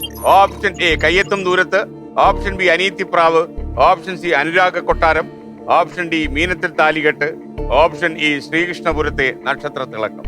ബി അനിയത്തിപ്രാവ്. ഉറപ്പാണോ? കൂട്ടോ? അതെവിടെ വെച്ച് കണ്ടത്? അല്ല, ഇത് സിനിമ പാട്ടിലുണ്ട്. പാട്ട് രണ്ടുപേരും കൂടെ എടുക്കും. അങ്ങോട്ട് ശാലിനിക്ക് കൊടുക്കും, കുഞ്ചാക്കോവന് കൊടുക്കും. അതാ ഒരു പിടിവലിയുണ്ട്. അതൊന്നും മറക്കത്തില്ല. ഞങ്ങള് പ്രീ ഡിഗ്രി സമയം അതൊക്കെ. അത് മറക്കാൻ പറ്റത്തില്ലല്ലേ? അത് മറക്കാൻ പറ്റത്തില്ല. Okay, option B Aniyathipravu. താങ്കൾ പറഞ്ഞ ഉത്തരം ഒരു പ്രാവ് കുറുകുന്നോ? ഇല്ലില്ല, കുറുകുന്നില്ലല്ലോ. ഓപ്ഷൻ ബി ഉത്തരം ശരിയാണ്. Thank you. എനിക്കൊന്നും ഇങ്ങനെ പുസ്തകം ഇല്ല. അതുകൊണ്ട് ഒരു പ്രോപ്പർട്ടി ഉണ്ടാക്കിയത്. അപ്പൊ 30,000 രൂപ എന്നാലും ആ പ്രോപ്പർട്ടി കാരണം നമുക്കുണ്ടായി. അത്രയായിട്ട്. ഈ ഫഹദ് ഫാസിൽ വഴിയാണോ ഈ ഫാസിൽ സാറിന്റെ സിനിമയിൽ അഭിനയിക്കാൻ അവസരം കിട്ടിയത്? അന്ന് ഫാസിൽ സാറിന് അറിയാമോ? ഫഹദിന്റെ ക്ലാസ്മേറ്റ് ആണ്. അറിയാം. പിന്നെ അതിനു മുന്നേ തന്നെ ഞങ്ങൾക്ക് അറിയാം. കാരണം സാർ ഇടയ്ക്ക് സ്കൂളിൽ വരാറുണ്ട്. അന്ന് അങ്ങനെ, അതായത് ഒരു ഡയറക്ടറിനെ ഉപരി ഫഹദിന്റെ അച്ഛൻ എന്നുള്ള രീതിയിൽ നമുക്ക് എല്ലാവർക്കും അറിയാം. പേരന്റ്സ് മീറ്റിങ്ങിനൊക്കെ അമ്മയും വരാറുണ്ട്. ഞങ്ങളെ കല്യാണത്തിനൊക്കെ രണ്ടുപേരും വന്നിരുന്നു. ആണല്ലേ? നല്ല കാര്യം. അപ്പൊ നമുക്ക് 40,000 രൂപയുടെ ചോദ്യം, 40,000 മോണിറ്റർ.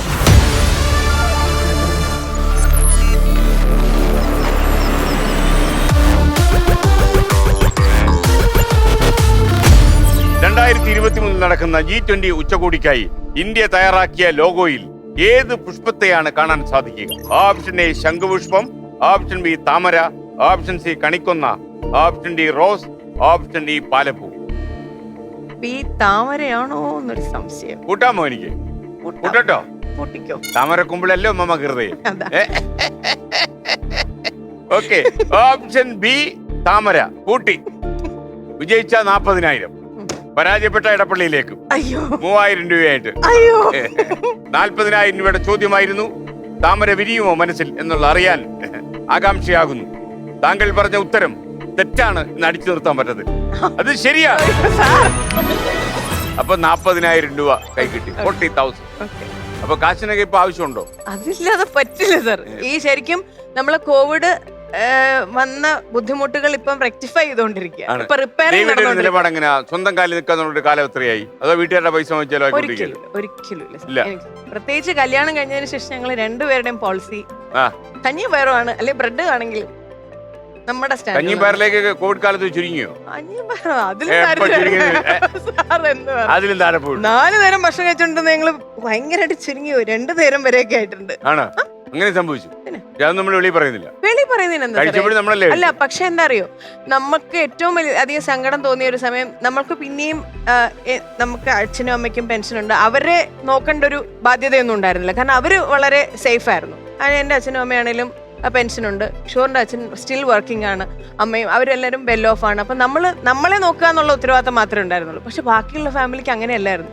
ചില ആൾക്കാർ നമ്മളെ വിളിച്ചിട്ട് പറഞ്ഞു, അയ്യോ മോളിന്റെ സ്കൂൾ ഓൺലൈൻ ആണ്, ഫോൺ വേണം, ഇന്റർനെറ്റ് വേണം, എടോ നമ്മൾ എന്ത് ചെയ്യും? അങ്ങനെയൊക്കെ ആൾക്കാർ, നമ്മുടെ തന്നെ ഫ്രണ്ട്സ് അങ്ങോട്ടും ഇങ്ങോട്ടും സങ്കടങ്ങൾ പറയുമ്പോഴത്തേക്കും നമ്മൾ ഈശ്വരൻ നമ്മളെ ഭേദമാടോ, കഞ്ഞിയെങ്കിൽ കഞ്ഞി, നമുക്ക് അത്രയുള്ളൊരു ബാക്കപ്പ് നമുക്ക് ഉണ്ടായില്ലേ. പക്ഷെ ആ സമയം ഒരുപാട് പേര്, നമ്മുടെ തന്നെ ഫ്രണ്ട്സ് ആണെങ്കിലും നമുക്ക് സഹായിക്കാൻ പറ്റുന്നില്ലല്ലോ എന്നുള്ളൊരു സങ്കടമായിരുന്നു സാർ. കാരണം നമ്മളെ പെട്ടിരിക്കുകയാണ്, ആരോടും പരാതി പറയാൻ പറ്റില്ല. ലോകത്ത് അമേരിക്കയിലും പറയാൻ പറ്റുമോ? ദുബായി ചെന്ന് പറയാൻ പറ്റുമോ? ആലപ്പുഴയിലൊക്കെ ഇപ്പൊ ഈ നാഷണൽ ഹൈവേ വീതി കൂട്ടിക്കൊണ്ടിരിക്കല്ലേ, അത് അപ്പൊ ചില ആൾക്കാരുടെ ജീവിതം പോകത്തില്ലേ, ചില കട പോകും എന്ന് പറയുന്ന പോലെ കോവിഡ് വന്ന് അടിച്ച് ചില ആൾക്കാരുടെ സ്ഥാപനവും പോയി. സ്ഥാപനം മാത്രമല്ല സാറേ, ഒരുപാട് പേരുടെ ലൈഫ് പോയി, ഒരുപാട് പേരുടെ എന്താ പറയാ തീരെ അങ്ങ് പോയി എന്ന് പറഞ്ഞാൽ ഇനി ഒന്നും ഇല്ല എന്നുള്ള രീതിയിൽ ഗ്രൗണ്ട് സീറോയിൽ എത്തിയ ഒരുപാട് പേര് നമ്മളുടെ പേഴ്സണലി നമ്മുടെ ഫാമിലിയിൽ തന്നെ ഒരുപാട് ഇൻസിഡൻസ് ഉണ്ടായിട്ട് അതിൽ നിന്നൊക്കെ സത്യം പറഞ്ഞാൽ ഇപ്പൊ കരകയറുന്ന ഒരു റിപ്പയറിംഗ് സ്റ്റേജിലാണ് എല്ലാവരും. പറയാൻ വന്നിട്ടുണ്ട് ദേവിയോട്.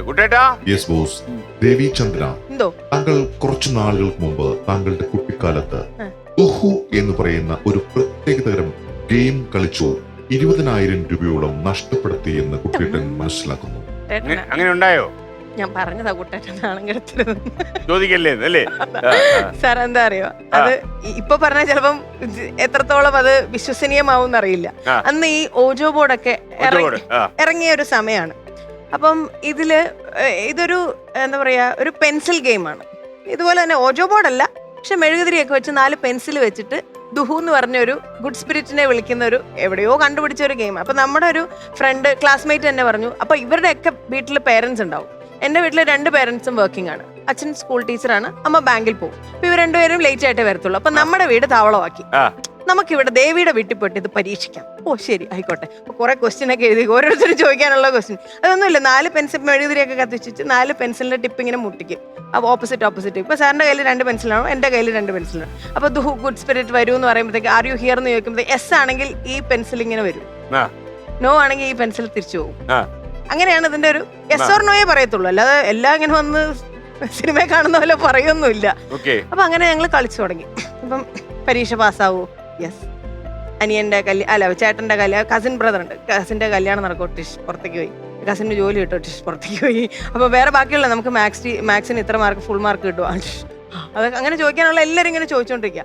അപ്പൊ 5:30 ആയപ്പോഴത്തേക്കും കോളിംഗ് ബെൽ അടിച്ച് അമ്മ വന്ന് കഥകിൽ തട്ടി തുറക്കുന്നു. അപ്പൊ ഇതിന്റെ ഒരു പ്രോസസ് എന്ന് പറഞ്ഞാൽ നമ്മള് good spirit go back, thank you for coming, good spirit are you here നിൽക്കുമ്പോൾ ഇത് ഡെഡ് ആയിട്ട് നിൽക്കും, ഇങ്ങനെയും വരില്ല. അപ്പൊ ഇത് പോയി എന്നാണ്, അങ്ങനെയാണ് ഇത് ഫിനിഷ് ചെയ്യേണ്ടത്. പക്ഷെ എന്റെ കൂടെയുള്ള എന്റെ ഫ്രണ്ട് ഈ അമ്മ കഥക് തട്ടിയ ആ ഒരു ടെൻഷനിൽ പെട്ടെന്ന് ഈ മെഴുകുതിരിയൊക്കെ അങ്ങ് അടച്ചു. അപ്പോൾ ഉടനെ കൂടെ ഒന്ന് വിളിച്ചു, അങ്ങനെ ചെയ്യരുത്, നമ്മൾ തിരിച്ചു വിടണേ.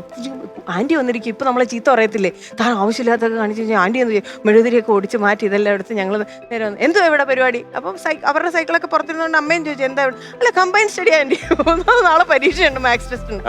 ഓക്കെ എന്ന് പറഞ്ഞാൽ അമ്മ പോയി. ഞങ്ങൾക്ക് ഒരു കുഴപ്പമുണ്ടായില്ല. പക്ഷെ ഈ ഊതി കെടുത്തിയ ടീമിന് ഭയങ്കര പ്രശ്നമായിരുന്നു. ഇവിടെ വന്ന വണ്ടിയുടെ ചാവി കാണുന്നില്ല, വീട്ടിലെ ഗ്ലാസ് വീണ് പൊട്ടുന്നു, പുസ്തകം കാണുന്നില്ല, അങ്ങനെ കുറെ പ്രശ്നം. അങ്ങനെ ലാസ്റ്റ് ഇവള് ഇവർക്ക് ഈ രഹസ്യം മനസ്സിൽ സൂക്ഷിച്ചു വെക്കാൻ പറ്റാണ്ട് വീട്ടുകാരോട് പറഞ്ഞു ഇങ്ങനൊരു സംഭവം ഉണ്ടായി, ഇങ്ങനെ ഞങ്ങൾ സ്പിരിറ്റിനെ വിളിച്ചു. അവരാകെ ടെൻഷനായി. അവര് മറ്റേ ക്രിസ്ത്യൻ മതവിശ്വാസത്തിൽ വിശ്വസിക്കുന്ന അവര് മറ്റേ അച്ഛനെയൊക്കെ കൊണ്ടുവന്ന് കംപ്ലീറ്റ് വെഞ്ചരിക്കുന്നു, 10,000 രൂപ ചെലവാക്കുന്നു, മറ്റേ ഇതിന്റെ കീ നഷ്ടപ്പെട്ട് അതിന് പുതിയ കീ ഉണ്ടാക്കിക്കുന്നു. അങ്ങനെ എന്നിട്ട് ലാസ്റ്റ് തൻ്റെ ഒറ്റ വീട്ടിൽ ഉണ്ടാക്കിക്കൊണ്ട് 10,000 രൂപ എന്റെ നഷ്ടപ്പെട്ടു. അതറിയാമോ? വീട്ടുകാരൊക്കെ എന്നെ ചീത്ത പറയാം, മതിയാക്കി ഇനി ദുഃഖവും വേണ്ട കുന്തവും വേണ്ട. ഞാൻ പറഞ്ഞു ഈശ്വര, ഞാനെന്തോ തെറ്റ് ചെയ്ത പോലെ ആയിപ്പോയി. എല്ലാരും കൂടെ പറഞ്ഞിട്ട് ചെയ്തതാണ്. പക്ഷെ യഥാർത്ഥത്തില് സ്പിരിറ്റിന്റെ വഴിയിൽ പോയത്. അതെ അതെ, സ്പിരിറ്റിന്റെ കൂടെ ഇല്ല കേട്ടോ, മറ്റേ രഞ്ജിത്തിന്റെ സ്പിരിറ്റ് ആയത്. എന്തായാലും കുട്ടേട്ടനത് ചോദിച്ചു. അപ്പൊ നമുക്ക് 6 ലക്ഷം രൂപയുടെ ചോദ്യം ഒന്ന് പിടിച്ചോളുക, നമ്മളൊന്ന് മേലോട്ട് പോകുന്നു. ഓക്കെ കുട്ടേട്ടാ. ലെവൽ 2.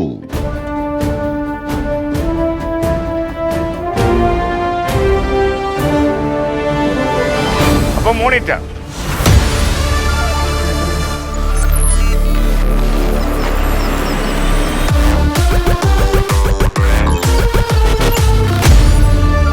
യൂട്യൂബിൽ 10 മില്യൺ സബ്സ്ക്രൈബേഴ്സ് തികഞ്ഞ ചാനലുകൾക്ക് നൽകുന്ന പുരസ്കാരം ഏതാണ്?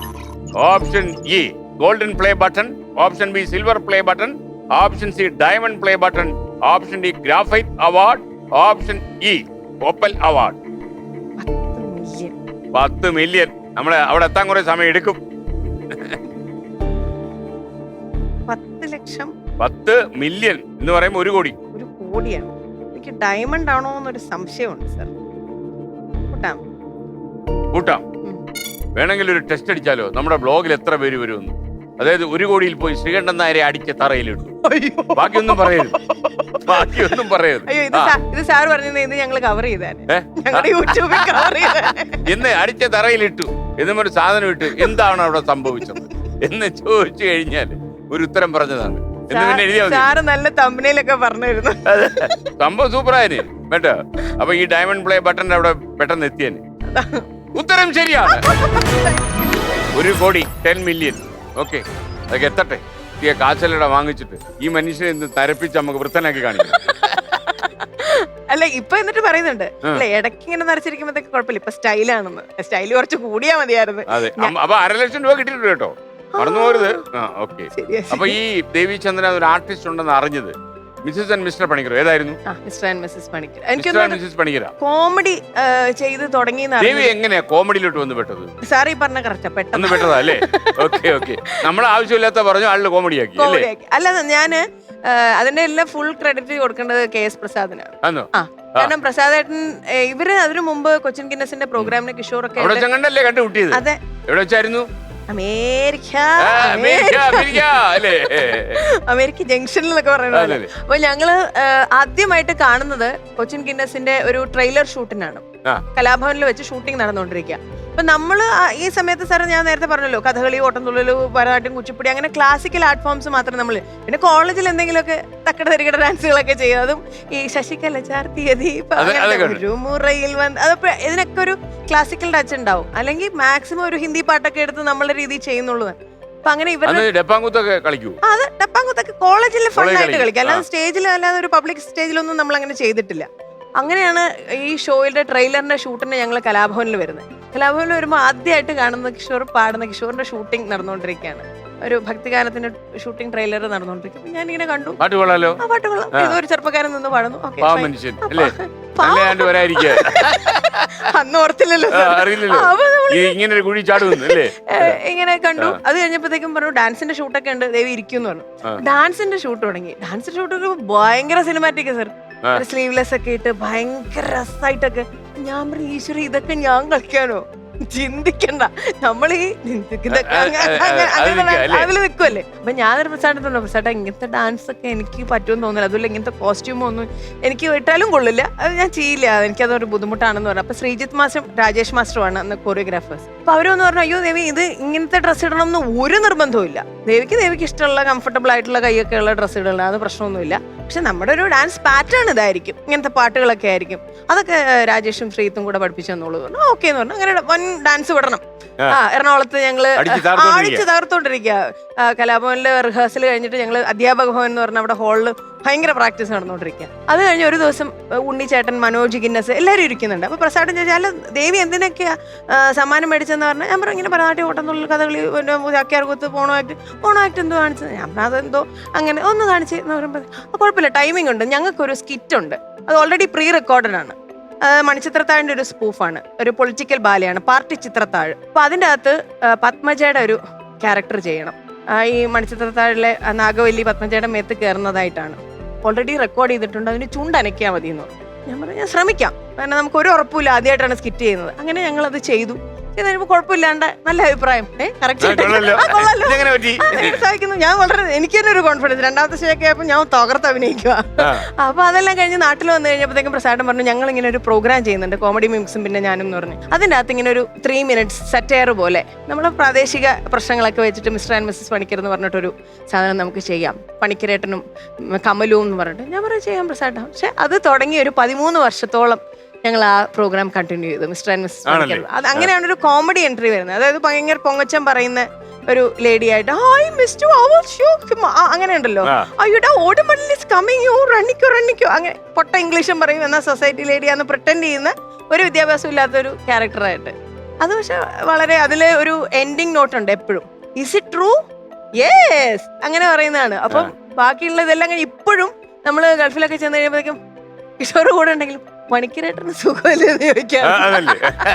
പ്രസാദേട്ടനോടും പറ്റാറുണ്ട്. പ്രസാദേട്ടൻ കല്യാണത്തിനൊക്കെ പോകുന്ന വൈഫ് എന്ത് ചെയ്യും, ഇതാണ് പ്രീതി, അയ്യോ ഈ വൈഫല്ല മറ്റേ വൈഫ്, അങ്ങനെയൊക്കെ കുറെ നാള് ക്യാച്ച് ചെയ്തു. വളരെ അധികം അങ്ങനെ കോമഡിയിൽ എത്തിപ്പെട്ടു. കോമഡി പിന്നെ എനിക്കൊന്ന് വരുന്ന ക്യാരക്ടേഴ്സിനൊക്കെ അങ്ങനെ ഒരു ചെറിയൊരു ഹ്യൂമർ ടച്ച് ഉണ്ടായിരുന്നു. വേഷത്തിൽ പറയാറുണ്ട് ദേവി, ഈ ഡാൻസ് കാര്യമായിട്ട് പഠിച്ചു കഴിഞ്ഞാലേ നമ്മളിപ്പോ ഈ സ്ക്രീനിലൊക്കെ ആക്ട് ചെയ്യാൻ ഇറങ്ങുമ്പോൾ കുറച്ച് ഓവർ ആക്ടിങ് വരാൻ സാധ്യതയുണ്ട്. ഞാൻ സ്വതവേ ഓവറാ സർ. അത് പഠിച്ചില്ലേലും അതിന് ഡാൻസിനെ കുറ്റം പറയരുത് ഒരിക്കലും. നമ്മള് ചില ആൾക്കാര് കയ്യും കാലും ഒക്കെ എടുത്ത് സംസാരിക്കുന്നവരുണ്ടാവും, ചിലർ വളരെ സൈലന്റ് ആയിട്ട് വർത്തമാനം പറയുന്നവരുണ്ട്. അത് ഓരോരുത്തരുടെ ക്യാരക്ടർ അല്ലെങ്കിൽ ഓരോരുത്തരുടെ നേച്ചറാണ്. ഞാൻ സ്വതവേ സംസാരിക്കുമ്പോഴും കയ്യും കാലും കൊടുക്കും. ശബ്ദം സംസാരിക്കുന്ന ഈ ഇഷ്ടം അത്ര താല്പര്യം ഇല്ലായിരുന്നു. ഞങ്ങള് തുടങ്ങിയ സമയത്ത് ഭയങ്കര അടി വെച്ചാ തുടങ്ങി. ഫസ്റ്റ് ഞങ്ങള് ദുബായിൽ പോയി, മാർജിൻ ഫ്രീ കോമഡി ഷോ എന്ന് പറഞ്ഞിട്ട്. ആ ഷോയിൽ ഞങ്ങൾ തമ്മിൽ ഭയങ്കര വഴക്കായിരുന്നു. ഒച്ചപ്പാട് ബഹളം, ഇയാളൊന്നും എന്തെന്ന് ഈച്ചടന്ന് ചാലിക്കുന്നത്, ഇച്ചിരി നേരം മിണ്ടാണ്ടിരിക്കാവോ, ഉറങ്ങുമ്പോഴും ഇങ്ങനെയാണോന്നൊക്കെ ചോദിച്ച് ഭയങ്കര ദേഷ്യമായിരുന്നു. അത് കഴിഞ്ഞിട്ട് കാരണം ആ ഷോയിൽ എന്ന് പറയുമ്പോൾ ഉറക്കം നഷ്ടപ്പെടുത്തി. പിന്നെ അതിനുശേഷമാണ് ഞങ്ങള് ഇതേ ഷോ അമേരിക്കയിൽ പോയി. ബാക്കിയുള്ള ഷോയ്ക്കൊക്കെ സാർ നമ്മൾ ഷോയുടെ സമയത്തേ കാണുന്നുള്ളൂ, ബാക്കി എല്ലാവരും അവനവന്റെ റൂമുകളിൽ പോവാണ്. പക്ഷെ അമേരിക്കയിലെ ഷോയിൽ എന്ന് പറഞ്ഞാൽ ഞങ്ങൾ എല്ലാവരും ഒരു വില്ലയിലായിരുന്നു. അപ്പൊ ഫുൾ ടൈം നമ്മൾ കണ്ടോണ്ടിരിക്കുകയാണ്. ഞങ്ങൾ ഷൂട്ടിങ്ങിന് ഒന്നിച്ചാ പോകുന്നത്, പ്രോഗ്രാം കഴിഞ്ഞും തിരിച്ചു ഒന്നിച്ചാണ് വരുന്നത്. അപ്പൊ എന്റെ കൂടെ അച്ഛനാണ് എപ്പോഴും വരുന്നത്. അപ്പം ഷൂട്ടിങ്ങിന് പോകുമ്പോഴത്തേക്കും ഞങ്ങൾ ഒന്നിച്ച് ഒരുപോലെ ട്രാവൽ ചെയ്യുന്നു. അപ്പൊ കുറച്ചും കൂടെ നമ്മൾ അടുത്തറിയാണ്. ഈ ബഹളം മാത്രല്ല, വളരെ അതുണ്ടായിരുന്നു.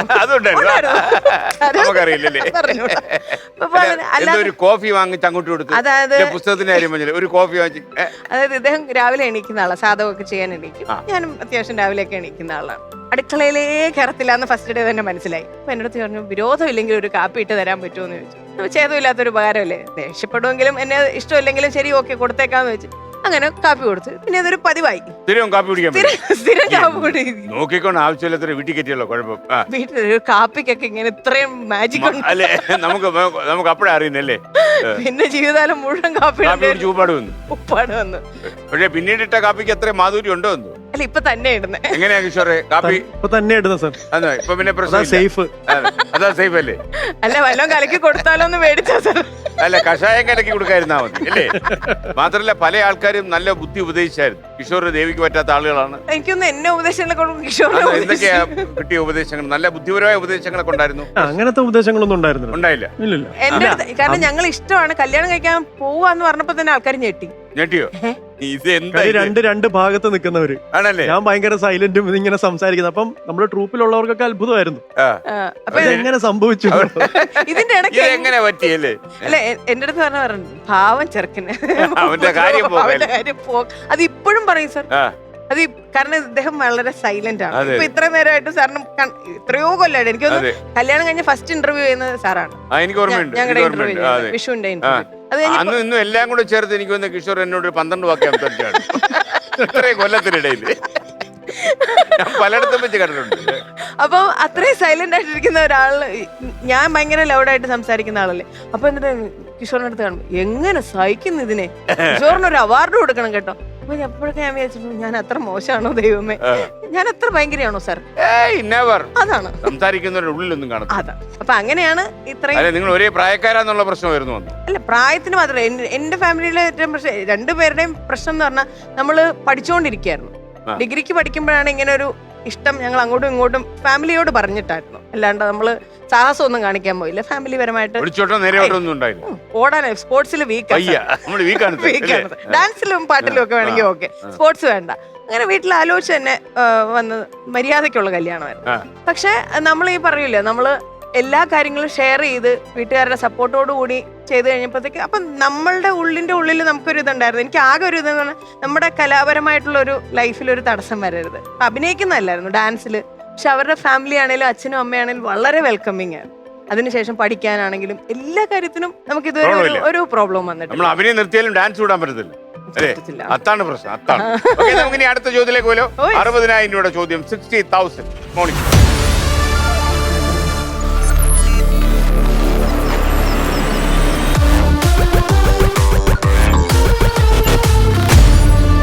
ഭാരത സർക്കാരിന്റെ ഉടമസ്ഥതയിൽ വളവും രാസവസ്തുക്കൾ നിർമ്മിച്ച് വിപണനം ചെയ്യുന്ന പൊതുമേഖലാ സ്ഥാപനമായ ഫാക്ടിന്റെ ആസ്ഥാനം എവിടെയാണ്? Option A Thoothukudi, option B Chennai, option C Kochi, option D Madurai, option D Kozhikode. FACT Kochi ആയിരിക്കുമോ? അതൊരു ഫാക്ട് ആയിരിക്കുമോ? Option C Kochi. കൂട്ടട്ടോ ഞാൻ? കുഴപ്പമില്ലല്ലോ.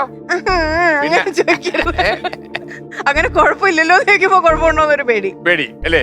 ഓക്കെ, അപ്പൊ വിജയിച്ചാൽ 60,000 രൂപ, തെറ്റിയാൽ 5,000 രൂപ കൊണ്ട് ഇടപ്പള്ളിക്ക്. ഓക്കെ, നമുക്ക് നോക്കാം. ഓപ്ഷൻ സി കൊച്ചി പൂട്ടി. ഞാൻ തുറക്കുന്നു. താങ്കൾ പറഞ്ഞ ഉത്തരം നല്ല ഫസ്റ്റ് ക്ലാസ് ശരിയാണ്. അപ്പൊ 60,000 രൂപ. കിഷോറിന്റെ മുഖത്ത് ചിരിയുണ്ടോ? ചിരി, ചെറിയൊരു ചിരി. ഓക്കെ കുട്ടേട്ടാ, ഒരു കാര്യം ആവശ്യമില്ലാത്ത വല്ല പറയാൻ പോണോ കുട്ടേട്ടാ? കുട്ടേട്ടൻ ചോദിക്കുമ്പോ എനിക്ക് ടെൻഷനാ അല്ലേ? രവിചന്ദ്രന, എന്തോ ടെൻഷൻ അടിക്കണ്ട. ഇല്ല, താങ്കൾ സഹായിച്ച ഒരു കാര്യമാണ് കുട്ടേട്ടൻ താങ്കളെ ഓർമ്മപ്പെടുത്താൻ പോകുന്നത്. താങ്കൾ കേരള ഗവൺമെന്റിനെ സഹായിച്ചിട്ടുണ്ട് എന്ന് കുട്ടേട്ടൻ മനസ്സിലാക്കുന്നു. എറണാകുളം ജില്ലയിലെ പാലാരിവട്ടം ജംഗ്ഷനിലെ സിഗ്നൽ ലൈറ്റ് സ്ഥാപിച്ചത് താങ്കളാണെന്ന് മനസ്സിലാക്കുന്നു. അങ്ങനെ ഒരു സംഭവം ഉണ്ടായോ? എന്റെ പൊന്നു സാർ, ഈ കുട്ടേട്ടനെ കൊണ്ടോട്ടെ. എടുത്തിട്ട് നോക്കും. ഇവിടെ കുറച്ച് പ്രശ്നമായിട്ടിരിക്കും. എനിക്ക് വരാൻ സാധിക്കില്ല രവിചന്ദ്ര.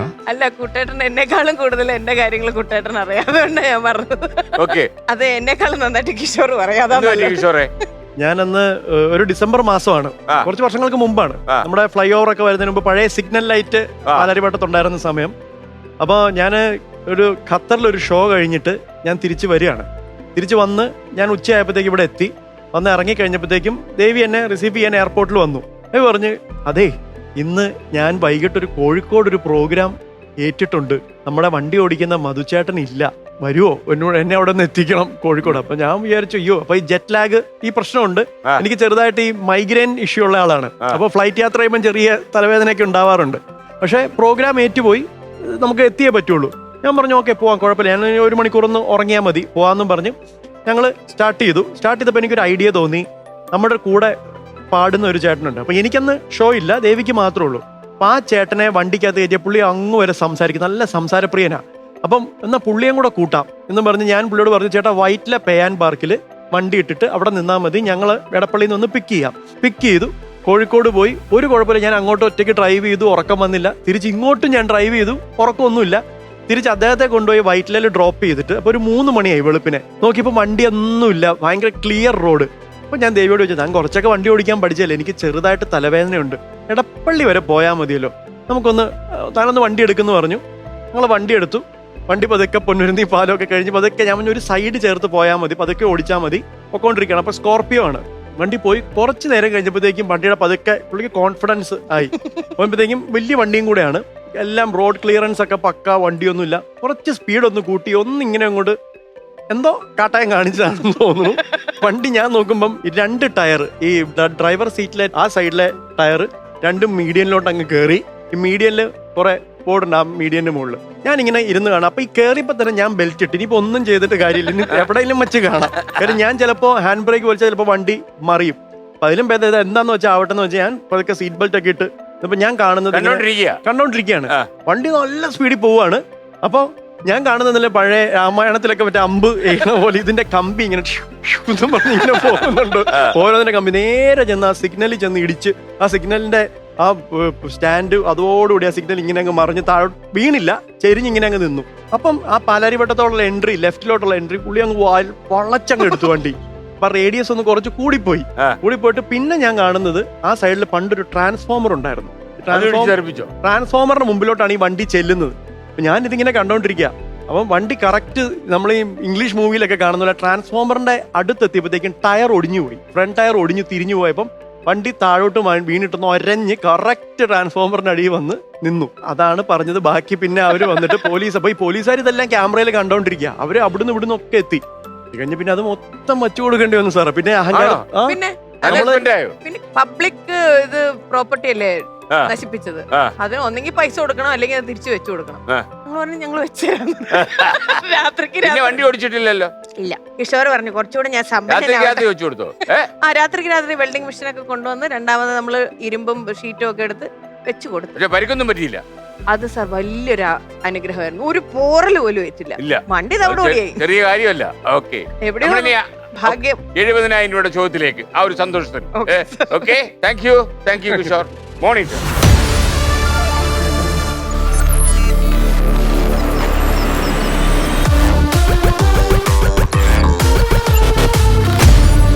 പ്രേം നസീർ നായകനായ വിശപ്പിന്റെ വിളിയിൽ വില്ലനായി അരങ്ങേറിയ ആലപ്പുഴക്കാരൻ വർക്കി ജോൺ പിന്നീട് ഏത് പേരിലാണ് പ്രശസ്തനായത്? Option A Madhu, option B J Sasikumar, option C Vincent, option D cross belt Mani, option D Sathyan.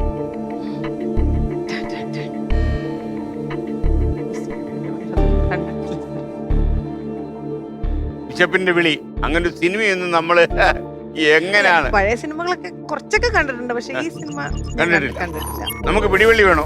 പിടിവള്ളി എടുക്കാം. കുട്ടേട്ടൻ വേണോ കിഷോർ വേണോ? കിഷോർ ചിലപ്പോ കണ്ടു കാണും, പഴയ ആളായിരുന്നു. ഓക്കെ, നമുക്കൊരു കാര്യം ചെയ്യാം. വിശപ്പിന്റെ വിളി അറിയാം. ഓക്കെ, നമുക്ക് കുട്ടേട്ടാ. Yes boss. ദേവി ചന്ദന, എന്തോ ഇത് കുട്ടേട്ടന്റെ ആദ്യത്തെ പിടിവള്ളി. 2 ഓപ്ഷൻ പറയും, അതിൽ 1 ശരി ഉത്തരമാണ്. A Madhu, B J Sasikumar. അപ്പൊ ആരായിരിക്കും? മധു സാറാവോ ശശികുമാർ സാറാവോ? ശശികുമാർ സാറാകാൻ സാധ്യതയുണ്ട്. അപ്പൊ പൂട്ടാമോ? പൂട്ടാം സാർ, കാരണം അത് ആലപ്പുഴക്കാരൻ എന്ന് പറഞ്ഞതുകൊണ്ട് ഒരു ഉറപ്പ്. പൂട്ടാമോ? പൂട്ടാം. വിജയിച്ചാൽ 70 രൂപ, തെറ്റിയാൽ 6 രൂപ. ഓക്കെ. Option B Sasikumar. പൂട്ടോ? പൂട്ടി. അപ്പൊ തുറക്കുമ്പോൾ കാണുന്ന കാഴ്ച അതിഭീകരവും ഭയാനകവും ആകാതിരിക്കാൻ പ്രാർത്ഥിക്കാം. അപ്പൊ താങ്കൾ പറഞ്ഞ ഉത്തരം തെറ്റാണ് എന്നല്ല, ഉത്തരം ശരിയാണ്. അപ്പൊ 70,000 രൂപ കൈ കിട്ടി കഴിഞ്ഞു. ആലപ്പുഴ രക്ഷപ്പെടുത്തി, അക്ഷരാർത്ഥത്തിൽ രക്ഷപ്പെടുത്തി. കല്യാണം കഴിച്ചതിന് ശേഷമാണോ BA ഒക്കെ ചെയ്തത്? സാർ ലിറ്ററേച്ചറിൽ MA ചെയ്ത് കഴിഞ്ഞായിരുന്നു. ഞാൻ കേരള യൂണിവേഴ്സിറ്റിയിൽ, ഞാൻ നേരത്തെ പറഞ്ഞല്ലോ, സെന്റ് ജോസഫ് കോളേജിലായിരുന്നു MA എല്ലാം ചെയ്തു. അത് കഴിഞ്ഞ് കല്യാണം കഴിഞ്ഞ് ലിറ്ററേച്ചർ. അല്ല, അന്ന് നമുക്ക് കേരള യൂണിവേഴ്സിറ്റിയിൽ ഭരതനാട്യത്തിനുള്ള കളിയില്ല, പഠിത്തം ഇല്ല. കാരണം നമുക്ക് കേരള നടനം മാത്രമേ ഉണ്ടായിരുന്നുള്ളൂ, അതും ട്രിവാൻഡ്രത്ത് മാത്രം. അപ്പൊ നമുക്ക് വേറെ കോളേജസ് ഇല്ലായിരുന്നു. അപ്പൊ അങ്ങനെ ഞാൻ കല്യാണം കഴിഞ്ഞ് കഴിഞ്ഞപ്പോ കിഷോറിന്റെ അടുത്ത് ഇങ്ങനെ ഒരു ആഗ്രഹം പറഞ്ഞു, എനിക്കിങ്ങനെ അക്കാഡമിക് ആയിട്ട് ഡാൻസ് പഠിക്കണം എന്നുണ്ടെന്ന്. വേണോ, ആവശ്യമുണ്ടോ? അങ്ങനെയല്ല, നമുക്കൊരു ആഗ്രഹം, എനിക്ക് പണ്ടോട്ടേ ആഗ്രഹമായിരുന്നു. ഞാൻ വീട്ടിൽ അച്ഛൻ്റെ അടുത്തും പറഞ്ഞിട്ടുണ്ട് കലാമണ്ഡലത്തിലോ കലാക്ഷേത്രത്തിലോ ഒക്കെ പോയി പഠിക്കണം എന്നുണ്ടായിരുന്നു. പക്ഷെ എന്തോ അച്ഛൻ്റെ ഒരു പോളിസി എന്ന് പറഞ്ഞാൽ വീട്ടിൽ നിന്ന് പഠിക്കുക. കാരണം മാഷന്മാരൊക്കെ നിനക്ക് ആഗ്രഹത്തിനനുസരിച്ച് കഥകളി പഠിക്കണം, ഓട്ടംതുള്ളൽ പഠിക്കണം എന്നൊക്കെ പറയുമ്പോൾ ടീച്ചേഴ്സിനെ നമ്മൾ കൊണ്ടുവരുന്നുണ്ട്, അച്ഛൻ പഠിപ്പിക്കുന്നുണ്ട്. അമ്മയാണെങ്കിലും ഫുൾ സപ്പോർട്ടാണ്. അച്ഛനും അമ്മയാണ് എപ്പോഴും എല്ലായിടത്തും കൊണ്ടുപോയിക്കൊണ്ടിരിക്കുന്നത്. അപ്പൊ അങ്ങനെ ഒരു സമയത്ത് വീട്ടിൽ നിന്ന് മാറി ഹോസ്റ്റലിലൊക്കെ നിൽക്കുന്നതിനൊരു അച്ഛന് താല്പര്യം ഉണ്ടായിരുന്നില്ല. പക്ഷെ അനിയൻ പറഞ്ഞപ്പോ കേട്ടു, അനിയനെ 8ാം ക്ലാസ്സിലെ കലാമണ്ഡലത്തിൽ കൊണ്ട് ചേർത്തു, കൂടിയാട്ടത്തിന് ചേർത്തു. അപ്പൊ ഒന്നും കൂടെ സങ്കടമായി. അനിയന് ഉള്ള ഒരു ഫ്രീഡം കൊടുത്തു. അപ്പൊ എനിക്ക് അത് പഠിക്കാൻ പറ്റിയില്ല എന്നൊരു വിഷമായിരുന്നു. അങ്ങനെ കല്യാണത്തിന് ശേഷം ഞാൻ MG യൂണിവേഴ്സിറ്റിയിൽ വീണ്ടും BA ചേർന്നു. MA കഴിഞ്ഞതിന് ശേഷം കേരള യൂണിവേഴ്സിറ്റിയിൽ നിന്ന് മൈഗ്രേഷൻ വാങ്ങിച്ച് BA പഠിച്ചു. എന്നിട്ട് സെന്റ് തെരേസസിലായിരുന്നു BA ചെയ്തത്. അവിടുന്ന് ഫസ്റ്റ് റാങ്ക് ഉണ്ടായിരുന്നു. അത് കഴിഞ്ഞ് അപ്പൊ അവിടെ ഫസ്റ്റ് റാങ്ക് ഉണ്ടായിരുന്നു. റാങ്കിന്റെ വില ഇത്ര ഇടിഞ്ഞോ അതോ ഉയർന്നു? അവാർഡുകൾ ചിലർക്ക് ലഭിക്കുമ്പോഴാണ് ആദരവ് കൂടുന്നത്. അത് മാത്രമല്ല സർ, കാരണം അതൊരു വലിയ എനിക്ക് കിട്ടിയൊരു വലിയൊരു അനുഗ്രഹം എന്ന് പറഞ്ഞു കഴിഞ്ഞാൽ, കാരണം കല്യാണത്തിന് ശേഷം ഒരുപാട് പേര് ഈ ഒരു പ്രൊഫഷനുമായിട്ട് ഡിറ്റാച്ച്ഡ് ആവും. കാരണം ഒരു ഫാമിലി മാത്രമായിട്ട് നോക്കി. പക്ഷെ ഞാൻ പഠിച്ചതോടുകൂടി, അല്ലെങ്കിൽ എനിക്കിങ്ങനെ ഒരു റാങ്ക് കിട്ടിയോട് ഒരുപാട് പേര്, എനിക്ക് വളരെ സന്തോഷമുണ്ട്. ദിവ്യ ഉണ്ണി അതിനുശേഷം അതേ കോളേജിൽ, Divya Unni already saint തെരേസസിലെ product ആണ്, പക്ഷെ അതേ കോളേജിൽ വന്ന് PG ചെയ്തു. അതെ. അപ്പൊ അങ്ങനെ ഒരുപാട് പേര്, ഞാൻ ദിവ്യയുടെ ഒരു വളരെ ക്ലോസ് ആയതുകൊണ്ട് ഞാൻ പേരെടുത്ത് പറഞ്ഞു എന്നുള്ളതേ ഉള്ളൂ. അപ്പൊ അതെനിക്കൊരു വലിയൊരു സന്തോഷമായിരുന്നു. അത് കഴിഞ്ഞ് ഞാൻ RLVയിൽ MA ചെയ്തു. MAക്കും ഫസ്റ്റ് റാങ്ക് ഉണ്ടായിരുന്നു. അങ്ങനെ രണ്ടാമത്തെ അതെ, രണ്ടാമത്തെ ആദ്യത്തെ MA ലിറ്ററേച്ചർ, ഈ MA ഭരതനാട്യം. മാമാനായി ബാബാ മാമ സൂപ്പർ ഡയലോഗ്. ഓക്കെ, അത് മതി സോഷ്യൽ മീഡിയക്ക്. ബാബാ മാമ ആര്? അത് കഴിഞ്ഞിട്ട് സെന്റ് തെരേസസിൽ 2 വർഷം പഠിപ്പിച്ചു സർ. അധ്യാപികയായി. കുട്ടികളുടെ അവസ്ഥ അല്ലേ? അല്ല, കൂടുതൽ വഷളാവാതിരിക്കാൻ ഞാൻ തന്നെ മതിയാക്കി. നിർത്തിയോ? അല്ലേ, അവരൊക്കെ ജീവനോടുണ്ടോ കുട്ടികള്? അയ്യോ, ഭയങ്കര സ്നേഹമുള്ള കുട്ടികളായിരുന്നു. ആ ഒരു 2 വർഷം നമ്മള്, കാരണം ഫിനാൻഷ്യലി നോക്കിയാലും അല്ലെങ്കിൽ നമ്മളുടെ ഓപ്പർച്യൂണിറ്റീസ് നോക്കിയാലും ഒരുപാട് സാക്രിഫൈസ് ചെയ്യേണ്ടി വന്നിട്ടുണ്ട്. കാരണം നമ്മളൊരു അക്കാഡമിഷ്യൻ ആകുമ്പോഴത്തേക്കും വർക്കിംഗ് അവേഴ്സ് കൂടുതലാണ്. നമ്മുടെ ഇഷ്ടത്തിനുള്ള പ്രോഗ്രാംസിനോ ഷൂട്ടിങ്ങിനോ പോകാൻ പറ്റില്ല. കാരണം ഒരു ഉത്തരവാദിത്തപ്പെട്ട ഒരു ജോലിയാണല്ലോ. അപ്പൊ നമ്മൾ പഠിപ്പിക്കൽ മാത്രമല്ല, അതല്ലാതെ ഒരുപാട് എക്സ്ട്രാ ലോഡും നമുക്ക് കിട്ടുന്നുണ്ട്. കാരണം കുട്ടികളെ കൊണ്ട് യൂത്ത് ഫെസ്റ്റിവലിന് കൊണ്ടുപോകണം, സ്പോർട്സിലേക്ക് കൊണ്ടുപോകണം, പല പരിപാടികളുണ്ട്. പേപ്പർ കറക്റ്റ് ചെയ്യണം, വാല്യുവേഷന് പോകണം, എക്സാം ഡ്യൂട്ടി ഉണ്ട്. അപ്പൊ അതിനൊക്കെ നമ്മൾ ഒരുപാട് സീരിയൽസ് ആയാലും നമ്മുടെ പ്രോഗ്രാംസ് ആയാലും സാക്രിഫൈസ് ചെയ്തിട്ടുണ്ട്. പക്ഷെ എന്താ പറയാ, ഒരു 2 വർഷമൊക്കെ കഴിഞ്ഞപ്പോഴത്തേക്ക് എനിക്ക് തോന്നുന്നു നമ്മുടേതായിട്ടുള്ള ഒരു ക്രിയേറ്റീവ് ഏരിയ വളരെയധികം ഡള്ളാവുന്നു. അപ്പൊ നമ്മുടെ തന്നെ ഫ്രണ്ട്സ് പറഞ്ഞു, അത് മോശമാണ്. കാരണം നമുക്ക് കിട്ടേണ്ട ഓപ്പർച്യൂണിറ്റി നമ്മൾ വിട്ട് കളയാൻ പാടില്ലല്ലോ. നമുക്കൊരു പ്രോഗ്രാം വന്നു കഴിഞ്ഞാൽ ശനി ഞായറുവാണേ ചെയ്യാം, ബുധനും വ്യാഴമാണേ ചെയ്യത്തില്ല, അങ്ങനെ പറയേണ്ട ഒരു അവസ്ഥയായി. പിന്നെ ലീവ് എടുക്കാൻ പറ്റത്തില്ല. അപ്പൊ അങ്ങനെ വന്നു കഴിഞ്ഞപ്പോഴത്തേക്കും പിന്നെ പതുക്കെ അങ്ങ് ഡ്രോപ്പ് ചെയ്ത് അവസാനിപ്പിച്ചു. പിന്നെ നമ്മൾ സ്വന്തമായിട്ട് ഇൻസ്റ്റിറ്റ്യൂഷൻ ഉണ്ടല്ലോ. അധ്യാപികയുടെ ജോലി ഇഷ്ടമാണ്, പഠിപ്പിക്കാൻ എനിക്ക് എപ്പോഴും ഇഷ്ടമാണ്. പിന്നെ പഠിപ്പിക്കാൻ ഭയങ്കര ഇഷ്ടമാണ്.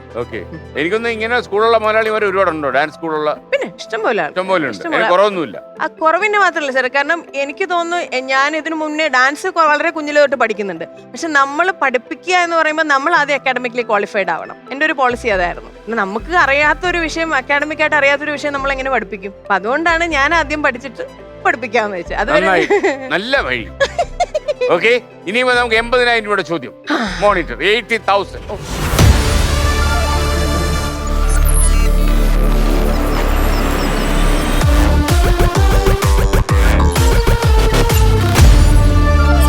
ഈ വർഷത്തെ ഫുട്ബോൾ ലോകകപ്പിലെ മത്സരത്തിൽ അർജന്റീനയെ അട്ടിമറിച്ച ഏഷ്യൻ ടീം ഏതാണ്? Option A Qatar, option B South Korea, option C Japan, option D Saudi Arabia, option E China. Option D Saudi Arabia. ശരിയായിരിക്കോ? കളി എടുക്കൂ? ഇല്ല. കളിയിൽ കാര്യമുണ്ടോ? കളിയിൽ കുറച്ചൊക്കെ കാര്യമുണ്ട്. അപ്പൊ ഉറപ്പിക്കാമോ? ഉറപ്പിക്കാം, പ്രോബ്ലം ഇല്ല അല്ലേ? അല്ല, ഈ കളികളൊക്കെ അറിയാമോ? അല്ല സാർ, ഞാൻ ചോദിച്ചത് കലാരംഗത്തെ കളിയല്ല, ഇതിനകത്തെയോ.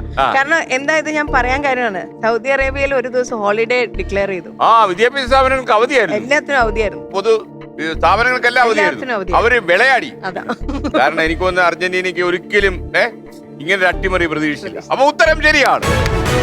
സൗദി അറേബ്യ അട്ടിമറിച്ചതുകൊണ്ട് എന്താ നമുക്കൊരു ഗുണമുണ്ടായി. 80,000 രൂപ, 80,000. കുട്ടേട്ടാ പിന്നെയും വരുന്ന കുട്ടേട്ടൻ സൂചിച്ചോളൂ. അയ്യോ ദേവിചന്ദ്രന, എന്തോ താങ്കളുടെ ഭർത്താവിനെ കുറിച്ച് ഒരു കാര്യം കുട്ടേട്ടന്റെ മെമ്മറി. അതിപ്പോ നന്നായി, എന്നെ കുറിച്ചല്ലല്ലോ അല്ലേ?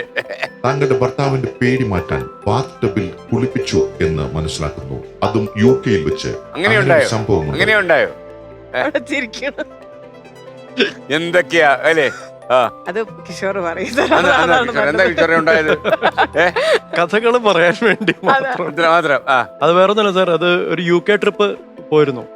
അപ്പോ ഒരു 2003 2004 അല്ലേ, ആ കാലഘട്ടം. അപ്പൊ കല്യാണത്തിന് മുമ്പാണ്. നോർമലി ഞങ്ങള് പോകുന്ന സമയത്ത് ഇപ്പൊ നമുക്കൊരു റൂംസ് ഇപ്പൊ ഹോട്ടൽസിലാണെങ്കിൽ പോലും മിമിക്രിക്കാരെല്ലാരും ഒരുമിച്ചായിരിക്കും. അവര് ഒരുമിച്ചൊന്ന് കൂടും. ഞങ്ങള് പാട്ടുകാരായിരിക്കും, അതിൽ പാട്ടുകാരായിരിക്കും, അവരൊക്കെ അങ്ങനെ. പിന്നെ ലേഡീസിന് വേറെ റൂം അങ്ങനെ ഉണ്ട്. അപ്പൊ അന്ന് ആ ട്രിപ്പ് പോകുമ്പോ എന്റെ കൂടെ ഒരു സിംഗർ ഉണ്ടായിരുന്നു, പ്രദീപ് ബാബു എന്ന് പറഞ്ഞിട്ട് സിംഗർ. അപ്പൊ ഞങ്ങൾ രണ്ടുപേരാണ്. അപ്പം നോർമലി നമ്മളൊരു സ്ഥലത്ത് നിന്ന് കഴിഞ്ഞാൽ ഏറ്റവും ബെസ്റ്റ് ആയിട്ടുള്ള ഒരു മുറി ആദ്യമേ ഓടി കണ്ടുപിടിക്കുന്ന ഒരു പരിപാടിയുണ്ട്.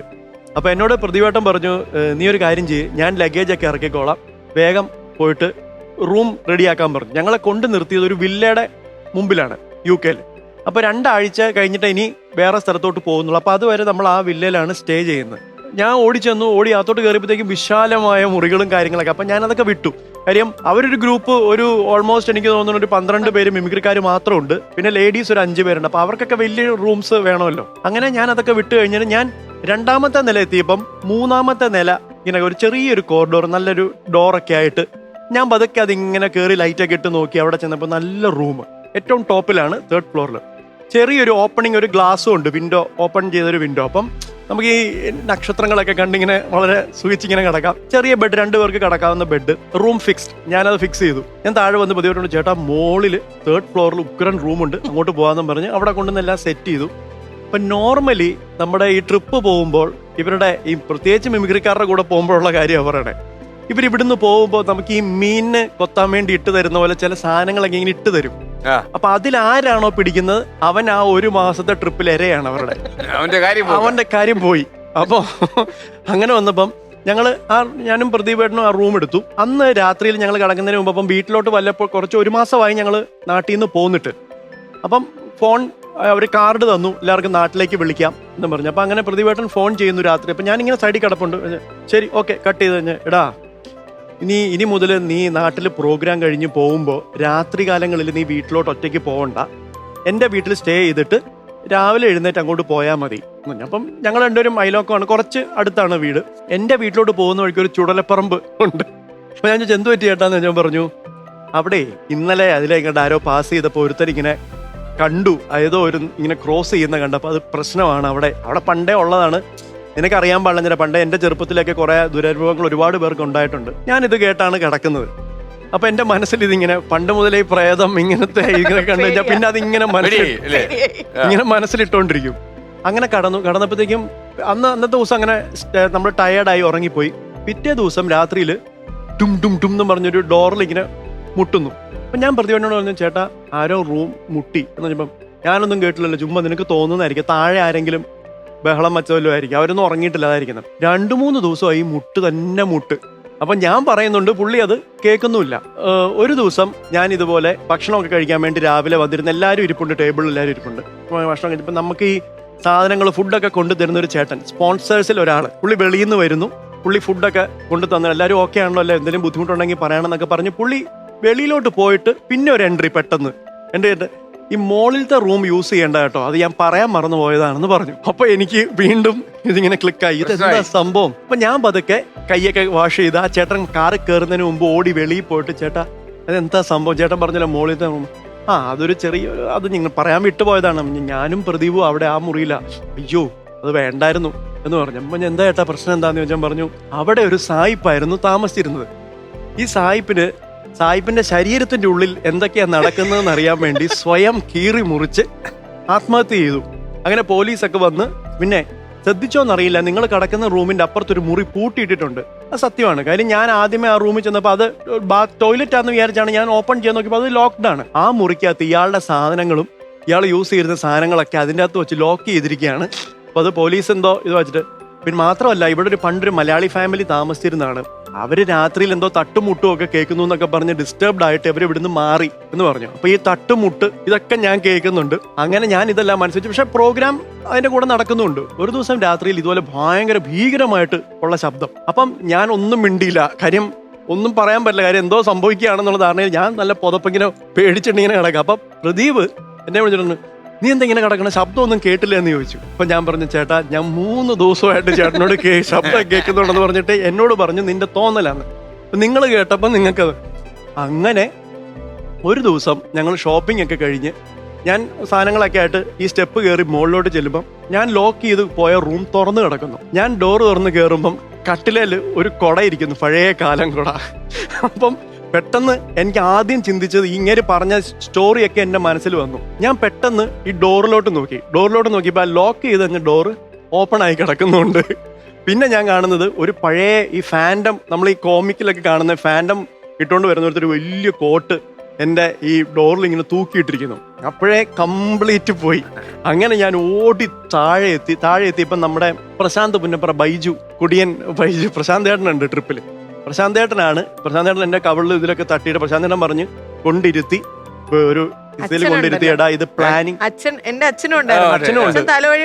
അച്ഛൻ തലവഴിയൊക്കെ വെള്ളം കോരി ഒഴിച്ച് എന്നെ ഭയങ്കരമായിട്ട് പാനിക് ആയി പോയി. അയ്യോ എന്നൊക്കെ പറഞ്ഞ് ഭയങ്കരമായിട്ട് വെട്ടി വേർത്ത് ഞങ്ങളും സത്യം പറഞ്ഞ പേടിച്ചു പോയി, എന്തോ പറ്റിയെന്ന് വിചാരിച്ചിട്ട്. അപ്പൊ ഇത് ശരിക്കും പറഞ്ഞ അന്ന് ശരിക്കും ഇവരൊക്കെ ഇതിനകത്ത് പങ്കാളികളാണ്, ആ സ്റ്റോറി ഉണ്ടാക്കുന്ന കാര്യത്തിൽ. അപ്പം ഇവരെല്ലാം റോളുണ്ട്. അതെന്താണെന്ന് അറിയാമോ സാർ, ഇത് ഇങ്ങനെ ഒരു സംഭവം പ്രദീപ് പറഞ്ഞ ഈ സംഭവം നാട്ടിൽ നടന്നിട്ടില്ല. ഇത് പറഞ്ഞു നോക്കി എനിക്ക് ഇട്ടു തരുമായിരുന്നു ഇതിൽ കൊത്തുന്നുണ്ടോ എന്ന് അറിയാൻ വേണ്ടിയിട്ട്. പിന്നെ ഞാൻ ചോദിച്ചു, ചേട്ടാ എനിക്ക് ഈ ശബ്ദം കേൾക്കുന്നത്, അതായത് പ്രദീപ് തന്നെ ഡോറിന്റെ സൈഡിൽ മുട്ടണ, ഇങ്ങനെ കടന്നിട്ട് സൈഡിൽ മുട്ടുന്നു. അപ്പം അവിടുത്തെ കൺസ്ട്രക്ഷൻ അങ്ങനെയാണ്, എവിടെ മുട്ടിയാലും ഫുൾ ഇങ്ങനെ കേൾക്കും. അപ്പം അതുകൊണ്ട് ഇങ്ങനെ പുള്ളി തന്നെയാണ് ഇതൊക്കെ ചെയ്തിരുന്നത്. മാത്രമല്ല ഈ കഥ കംപ്ലീറ്റ് പ്ലാൻ ചെയ്ത ഈ സാധനങ്ങൾ ഇങ്ങനെയൊക്കെ പറഞ്ഞാൽ ഇവര് പറഞ്ഞാൽ ഞാൻ വിശ്വസിക്കില്ല. കാര്യം ഇവരൊക്കെ എന്റെ കൂടെ വന്നവരാണല്ലോ. അതുകൊണ്ട് പുറത്തുനിന്ന് ഒരാളെ പറയിപ്പിച്ച് ഈ കഥ ഇവിടെ അവതരിപ്പിക്കണമെന്നും പറഞ്ഞ് അയാളുടെ ജോലിയായിരുന്നു. അയാളെ ഏൽപ്പിച്ച്, അതാണ് അയാളുടെ ആ ഇടയ്ക്കുള്ള എൻട്രി. അത് പറയാൻ വേണ്ടി വന്നിട്ട് പോയ സിനിമാ കഥ പോലെയായിരുന്നു സാർ. ഒരു ഭയങ്കര അനുഭവം. ഞങ്ങൾ വിചാരിച്ചു വടിയായി പോകുന്നു, കേസായിരുന്നു.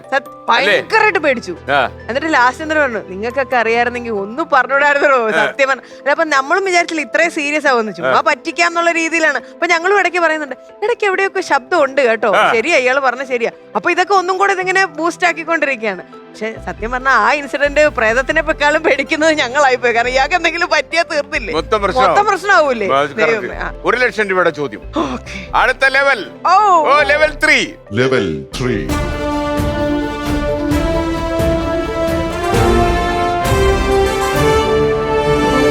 മോണിറ്റ,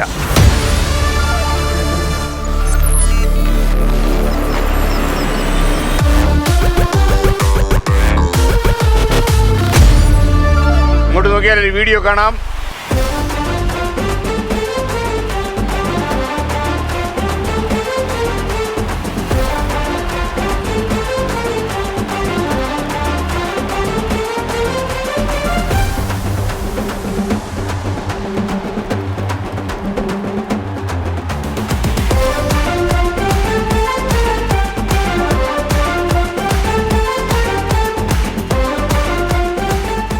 കെ ജയകുമാറിനൊപ്പം ഈ ഗാനത്തിന്റെ രചന നിർവഹിച്ചത് ആരാണ്? Option A MG Sreekumar, option B Raveendran master, option C Nadir Shah, option D Mohanlal, option E Jagadish. മണിപാടു പാടിയിരിക്കുന്നത് MG ശ്രീകുമാറാണ്, അതിൽ സംശയമൊന്നുമില്ല. രചന നിർവഹിച്ചത് അതും കെ ജയകുമാറിനൊപ്പം. അതാണ്. വിജയിച്ചാൽ 1 ലക്ഷം, തെറ്റിയാൽ വെറും 8000 രൂപ. Very bad. ദയനീയമായി പോകും. കുട്ടേട്ടന്റെ പിടിവള്ളിയുണ്ട്, കിഷോറിന്റെ പിടിവള്ളിയുണ്ട്. പിടിവള്ളിയിൽ കിടക്കാണ്. പിടിവള്ളി എടുക്കാം സാർ. ആരുടെ വേണം? കിഷോറിന്റെ വേണോ? കുട്ടേട്ടൻ മതി. അതായിരിക്കും ആരോഗ്യത്തിന് നല്ലത്. ഓക്കെ. അല്ല, പാട്ടിന്റെ കാര്യങ്ങളൊക്കെ അറിയാം, പക്ഷെ എന്തായാലും നമുക്കൊരു ഉറപ്പിന് കുട്ടേട്ടാ. Yes boss. ദേവി ചന്ദ്ര, എന്തോ ഇത് കുട്ടേട്ടന്റെ അവസാനത്തെ പിടിവള്ളിയാണ്. 2 ഓപ്ഷൻ പറയും, അതിൽ 1 ശരി ഉത്തരമാണ്. B Raveendran master, B Mohanlal. Raveendran master ആകാൻ സാധ്യതയാണ്. കൂട്ടാമോ? എനിക്ക് ലാലേട്ടൻ രചന നിർവഹിച്ചതായിട്ട് എന്റെ ഓർമ്മയിലില്ല. ഞാൻ കേട്ടിട്ടില്ല, ഉണ്ടോന്ന് എനിക്കറിയാം. ഇതുവരെ ഞാൻ കേട്ടിട്ടില്ല. മാസ്റ്റർ ആവാനാണ് സാധ്യത. അപ്പൊ പൂട്ടോ. Option B Raveendran master. പൂട്ടി. I'm very sorry. താങ്കൾ പറഞ്ഞ ഉത്തരം ശരിയാകും. 1,00,000 രൂപ. ഓ നന്നായി പോയി അല്ലേ? അതായപ്പോ നന്നായി. ഇപ്പോ ദേവി ആദ്യമായിട്ട് ഒരു സിനിമാ പോസ്റ്റർ തല വന്നത് സിനിമയുടെ സാർ അതെനിക്ക് ഭയങ്കര സന്തോഷമുണ്ട് പറയാൻ. കാരണം ഫസ്റ്റ് സിനിമയുടെ പോസ്റ്ററിൽ ചെറിയൊരു കളം വന്നു. അത് കഴിഞ്ഞ് കസ്തൂരിമാനില് എന്റെ പോസ്റ്റർ വന്നു. അത് ഞാൻ വളരെയധികം സന്തോഷത്തോടു കൂടി, കാരണം അന്നത്തെ കാലത്തൊക്കെ പോസ്റ്ററിൽ കാരണം നായകന്റെ പോസ്റ്ററേ വരാറുള്ളൂ. പിന്നെ ഈ കളമാണ്. നല്ല വേഷമായിരുന്നു. അതില് ചാക്കോച്ചന്റെ സിസ്റ്റർ ആയിട്ടുള്ളൊരു ക്യാരക്ടറായിരുന്നു. അതിൽ അഭിനയിക്കാൻ വന്നതൊരു വലിയ നിമിത്തമാണ്. കാരണം ആ സിനിമയുടെ ഷൂട്ടിംഗ് എന്റെ കഥാപാത്രം ഓൾറെഡി ഷൂട്ട് ചെയ്തു വേറൊരു ആർട്ടിസ്റ്റിനെ വെച്ച്. ചെയ്തു കഴിഞ്ഞു. ഷൂട്ടിംഗ് എല്ലാം ആ പോർഷൻ കഴിഞ്ഞതാണ്. അത് കഴിഞ്ഞ് വളരെ യാദൃശ്ചികമായിട്ട് ഞങ്ങളൊരു ഫോട്ടോഷൂട്ടിന് ചെന്നപ്പം നമ്മുടെ പ്രമോദ് പപ്പൻ എന്ന് പറഞ്ഞ ഫോട്ടോഗ്രാഫേഴ്സ് ഉണ്ടല്ലോ, അപ്പൊ അവര് ഡയറക്ടേഴ്സ് ആണ്. അപ്പൊ അങ്ങനെ പ്രമോദേട്ടനും പപ്പൻ ചേട്ടനും ചോദിച്ചു, ഓ ഭയങ്കര തിരക്കല്ലേ ദേവി, അമേരിക്ക, ദുബായ് ഇങ്ങനെ യാത്രകൾ പോയിക്കൊണ്ടിരിക്കില്ലേ, സിനിമയിലൊന്നും വിളിച്ച വരാൻ സമയമില്ലല്ലോ. എനിക്ക് ശരിയാണ്, ട്രിപ്പുകൾ നടന്നുകൊണ്ടിരിക്കുന്ന സമയമാണ്. ഞാൻ പറഞ്ഞു ചേട്ടാ ഉടനെ ഒന്നും പോയില്ല, കഴിഞ്ഞ മാസമല്ലേ പോയിട്ട് വന്നല്ലോ, അത് എത്ര നാളായി? അല്ല ലോഹി സാറിന്റെ പടത്തിന് വിളിച്ചിട്ട് തിരക്കാണ്, ഡേറ്റ് ഇല്ല, ദുബായ് പോവാന്ന് പറഞ്ഞു. ഞാൻ പറഞ്ഞു അയ്യോ ഞാൻ അറിഞ്ഞിട്ട് പോലും ഇല്ല എന്ന് പറഞ്ഞു. ലോഹി സാറിന് എനിക്ക് നേരത്തെ അറിയാം, കാരണം കലാമണ്ഡലത്തിൽ TBയിൽ ഇരുന്ന് സാർ എഴുതാറുണ്ട്. അപ്പം ഞാൻ കലാമണ്ഡലത്തിൽ പ്രോഗ്രാംസ് പഠിക്കാൻ വേണ്ടി പോകാറുണ്ട്. അനിയൻ അവിടെയാണ് പഠിക്കുന്നത്. അങ്ങനെ ഒരുപാട് തവണ കണ്ടും അച്ഛനും ഒക്കെ ആയിട്ട് വളരെയധികം സൗഹൃദം കാത്തു സൂക്ഷിക്കുന്ന ഒരു സാറുമാണ്. അപ്പം ഞാൻ പറഞ്ഞു സത്യമായിട്ടും വിളിച്ചിട്ടില്ല, എന്തോ മിസ്കമ്മ്യൂണിക്കേഷൻ വന്നിരിക്കുന്നതാണ്. അല്ല ദേവിയെ വിളിച്ചു, ആ സമയത്ത് ഇല്ല എന്ന് പറഞ്ഞു എന്ന് പറഞ്ഞു. ഞാൻ പറഞ്ഞു സത്യമായിട്ട് ഞങ്ങൾ അറിഞ്ഞിട്ടില്ല. അല്ല അച്ഛനോട് ചോദിച്ചു നോക്കി. ഞാൻ അച്ഛനെ വിളിച്ചു ചോദിച്ചു, അച്ഛൻ അങ്ങനെ വല്ലതും വിളിച്ചിരുന്നോ? ഇല്ല എന്നെ വിളിച്ചിട്ടില്ല എന്ന്. ഞാൻ പറഞ്ഞു സത്യമായിട്ടും വിളിച്ചിട്ടില്ല, സോറി എന്തോ പറ്റിയിട്ടുണ്ട് ചേട്ടാന്ന്. ഞാൻ പറഞ്ഞു പിന്നെ പോട്ടെ, നമ്മളെ വിധിച്ചിട്ടില്ലായിരിക്കും. പക്ഷെ അന്ന് സങ്കടമായി, കാരണം ലോഹിത് സാറിന്റെ ഒരു സിനിമയിൽ അഭിനയിക്കാൻ പറ്റുന്ന ഒരു ചാൻസ് മിസ്സായി പോയല്ലോ എന്ന്. അതെല്ലാം വിട്ടു. ഞങ്ങൾ അന്ന് ഫോട്ടോഷൂട്ട് കഴിഞ്ഞ് തിരിച്ചു വന്നു. ഒരാഴ്ച കഴിഞ്ഞ് കഴിഞ്ഞപ്പം തിരിച്ചെനിക്ക് ഒരു ഫോൺ വരികയാണ്, ലോഹിത് സാറിന്റെ സെറ്റിൽ നിന്നാണ്, ഒന്ന് തൃശ്ശൂർ വരെ വരാൻ പറ്റുമെന്ന്. അപ്പം ഞാൻ അച്ഛനെന്തോ ഒന്ന് എക്സാം ഡ്യൂട്ടി ആയിട്ട് പോകാൻ നിൽക്കുക. അപ്പം ഞാൻ അച്ഛൻ പറഞ്ഞു അയ്യോ എക്സാം ഡ്യൂട്ടിയാണ്, ഇന്ന് എനിക്ക് പോരാൻ പറ്റില്ല, നാളെ മതിയെങ്കിൽ അല്ലെങ്കിൽ വൈകിട്ട് എത്തിയാൽ മതിയെങ്കിൽ നമുക്ക് വൈകിട്ട് പോകാമെന്ന് പറഞ്ഞു. ഞാൻ പറഞ്ഞു ഇങ്ങനെ വൈകിട്ട് എത്തിയാൽ മതിയോ? ആ മതി ഒന്ന്. അപ്പം തൃശ്ശൂർ ടവർ എന്ന് പറഞ്ഞ ഹോട്ടലുണ്ട്, അവിടെ വന്നാൽ മതി. ഞങ്ങൾ അവിടെ ചെല്ലുന്നു, ലോഹിത് സാറുണ്ട്. അപ്പോൾ സാറ് പറഞ്ഞു ഇങ്ങനൊരു പ്രശ്നം പറ്റി, നമ്മളിതിങ്ങനെ ഷൂട്ട് ചെയ്തു പോയി ഈ ഒരു ഇത്. പക്ഷേ അദ്ദേഹത്തിന് എന്തോ അത് സാറ്റിസ്ഫൈഡ് ആയില്ല, നമുക്ക് ഒന്നുകൂടെ ഒന്ന് ട്രയൽ ചെയ്ത് നോക്കാം, നാളെ ഇതൊന്ന് ഷൂട്ട് ചെയ്യാൻ നിൽക്കാൻ പറ്റുമെന്ന് ചോദിച്ചു. കുഴപ്പമില്ല, നാളെ രാവിലെ നിൽക്കാമെന്ന് പറഞ്ഞു. അങ്ങനെ നിന്ന് ആ ഒരു സീൻ, അതായത് ഞാൻ വീട്ടിൽ വരുന്നൊരു സീനാണ്. അമ്മൂമ്മയ്ക്ക് പോർക്കിറച്ചി കൊടുക്കുന്നു. ഇതിൽ കുറച്ച് ഹ്യൂമർ ഉള്ളൊരു കഥാപാത്രമുണ്ട്, ഭയങ്കര ഒരു ബബ്ലി ആയിട്ടുള്ള ഒരു മകളാണ്. അപ്പം അച്ഛൻ സൂയിസൈഡ് ചെയ്ത് ഹോസ്പിറ്റലിൽ കിടന്നിട്ട് കാണാൻ പറ്റാഞ്ഞ് കൊണ്ട് ഞാൻ വന്നില്ല അച്ഛാ, എനിക്ക് ആ കിടപ്പ് കാണാൻ പറ്റിയില്ല എന്ന് പറയുന്നു. അപ്പോൾ ചേട്ടൻ ബെന്നി എന്ന് പറഞ്ഞ ചേട്ടനെ കാണുന്നു, അവൻ കുടിച്ച് നടക്കുകയാണ്. അപ്പോൾ ചേട്ടനൊന്നും എന്നെ മൈൻഡ് ചെയ്തില്ലപ്പോഴാണ് കുഞ്ചാക്കോപം വരുന്നു. അപ്പോൾ ചാക്കോ ഇവൻ പിന്നെ IAS പഠിക്കില്ല. അങ്ങനെ കുറേ പ്ലേ ഉണ്ട്. അപ്പോൾ സാർ എൻ്റെ അടുത്ത് പറഞ്ഞു ഞാൻ ഇതൊരാളെ വെച്ച് ഷൂട്ട് ചെയ്തതാണ്, പക്ഷെ എനിക്കെന്തോ അത് ഒരു തൃപ്തി തോന്നിയില്ല, അതുകൊണ്ട് നമ്മളിത് ഒന്നുകൂടെ എടുത്തു നോക്കുകയാണ്, ഉറപ്പില്ല ഇത് ദേവി ചെയ്യും എന്നുള്ള കാര്യത്തിൽ ഉറപ്പില്ല, ഒരാൾ ഷൂട്ട് ചെയ്ത് കഴിഞ്ഞാണ്, വെറുതെ ഒരു ട്രയൽ നടത്തുകയാണ്. അപ്പോൾ എനിക്ക് പ്രതീക്ഷയൊന്നുമില്ല, നടക്കട്ടെ പിന്നെ ആരെ നോക്കാം, എന്തായാലും ഷൂട്ട് ചെയ്തതാണ്. അപ്പൊ പിന്നെ നമ്മളെ വെച്ച് വെറുതെ ഒന്ന് നോക്കുമായിരിക്കും. അപ്പൊ എൻ്റെ അടുത്ത് പറഞ്ഞു 10 പ്രാവശ്യം അല്ലെങ്കിൽ 25 പ്രാവശ്യം 50 പ്രാവശ്യം റിഹേഴ്സൽ എഴുതും, പക്ഷെ ടേക്ക് ഒന്നേ തരത്തുള്ളൂ. അപ്പൊ ഇങ്ങനെ ആക്ടിവിറ്റീസ് ഉണ്ട്. സാറിന് ഏറ്റവും വലിയൊരു പ്രത്യേകത എന്നാൽ പ്രോംപ്റ്റിംഗ് ഇല്ല, നമ്മൾ സീൻ പഠിക്കണം. അതാണ് കാരണം സാർ പറഞ്ഞാൽ അതിനൊരു ഡിലേ വരും. നമ്മളിത് കേട്ടിട്ട് പറയാൻ എന്തായാലും നമ്മൾ മനസ്സിൽ വരുന്ന ഇപ്പോൾ കാര്യം സാറിനോട് പറയണമെങ്കിൽ വേറെ ആൾ പറഞ്ഞ് പറയിപ്പിക്കുമ്പോൾ അതിൻ്റെ ഒരു താമസം ഉണ്ടാവും. അത് വേണ്ട, ആക്ടിവിറ്റി നിനക്ക് എങ്ങനെയാണോ തോന്നുന്നത് അതങ്ങനെ വന്നോട്ടെ. അങ്ങനെ റിഹേഴ്സലൊക്കെ എടുത്തു, എല്ലാം ഫിക്സ് ചെയ്തു, ഇങ്ങനെയൊക്കെ മതി എന്നൊക്കെ പറഞ്ഞു. അപ്പോൾ സീൻ ടേക്ക് എടുത്തു, ഫസ്റ്റ് ടേക്കിൽ ഓക്കെ, കുഴപ്പമില്ല എന്ന് പറഞ്ഞു. പിന്നെ സാർ ഒന്നും പറയുന്നില്ല. അപ്പോൾ എനിക്ക് ഒരു ടെൻഷനായി. അപ്പോൾ ഞാൻ അസോസിയേറ്റ് ചെയ്യണമെന്ന് ഇഷ്ടപ്പെട്ടില്ലേ, പോകാവോ, കാരണം ഓൾറെഡി ഷൂട്ട് ചെയ്താണ്, വെറുതെ പരീക്ഷണാർത്ഥം ചെയ്യുകയാണെന്ന് നമ്മൾ മനസ്സിൽ ധരിച്ചു വെച്ചിരിക്കുക. ഇല്ല കുഴപ്പമൊന്നുമില്ല, സാറൊന്നും പറഞ്ഞില്ല എന്ന് പറഞ്ഞു. ഞാൻ പറഞ്ഞു ഓക്കെ. സാറൊന്നും മിണ്ടുന്നില്ല, സൈഡിൽ ഇങ്ങനെ ഇരിക്കുക. പിന്നെ ഞാൻ ചെന്ന് ചോദിച്ചു, ഞാൻ പറഞ്ഞു സാറേ എങ്ങനെയുണ്ട്, കുഴപ്പമുണ്ട്, അല്ല ഒരു 4 ദിവസം നിൽക്കാൻ പറ്റുമോ എന്ന് ചോദിച്ചു. ഞാൻ പറഞ്ഞു അയ്യോ അങ്ങനെ പ്രിപ്പയർ ചെയ്ത് വന്നിട്ടല്ല, ഞങ്ങൾ ജസ്റ്റ് വന്ന് സാറിനെ കണ്ടിട്ട് അങ്ങ് പോകാമെന്ന് വിചാരിച്ചു, അങ്ങനെ ഡ്രസ്സും കാര്യങ്ങളൊന്നും എടുത്തില്ല. അല്ല അത് പോയിട്ട് വന്നാൽ മതി, ആലപ്പുഴ തൃശ്ശൂർ വലിയ ദൂരമൊന്നും ഇല്ലല്ലോ, ഒരു 4 ദിവസം കുഴപ്പമില്ല, ഇയാൾ നന്നായിട്ട് ചെയ്തിട്ടുണ്ട്, അപ്പോൾ നമുക്ക് ഈ ഷൂട്ട് ചെയ്ത ബാക്കി 4 സീനും കൂടെ റീഷൂട്ട് ചെയ്യാം. അങ്ങനെ റീഷൂട്ട് ചെയ്താണ് ഞാൻ ആ കസ്തൂരിമാൻ സിനിമയുടെ ഭാഗമായിട്ട് വരുന്ന അതിന്റെ തമിഴ് സിനിമ എനിക്ക് ചെയ്യാൻ പറ്റും. തമിഴില് ഞാൻ മീര ജാസ്മിൻ, ലീല ആൻറ്റി, കുളപ്പള്ളി ലീല ചേച്ചി, അങ്ങനെ ഞങ്ങൾ 3 പേരും തമിഴിലും അതേ ക്യാരക്ടർ ചെയ്തു.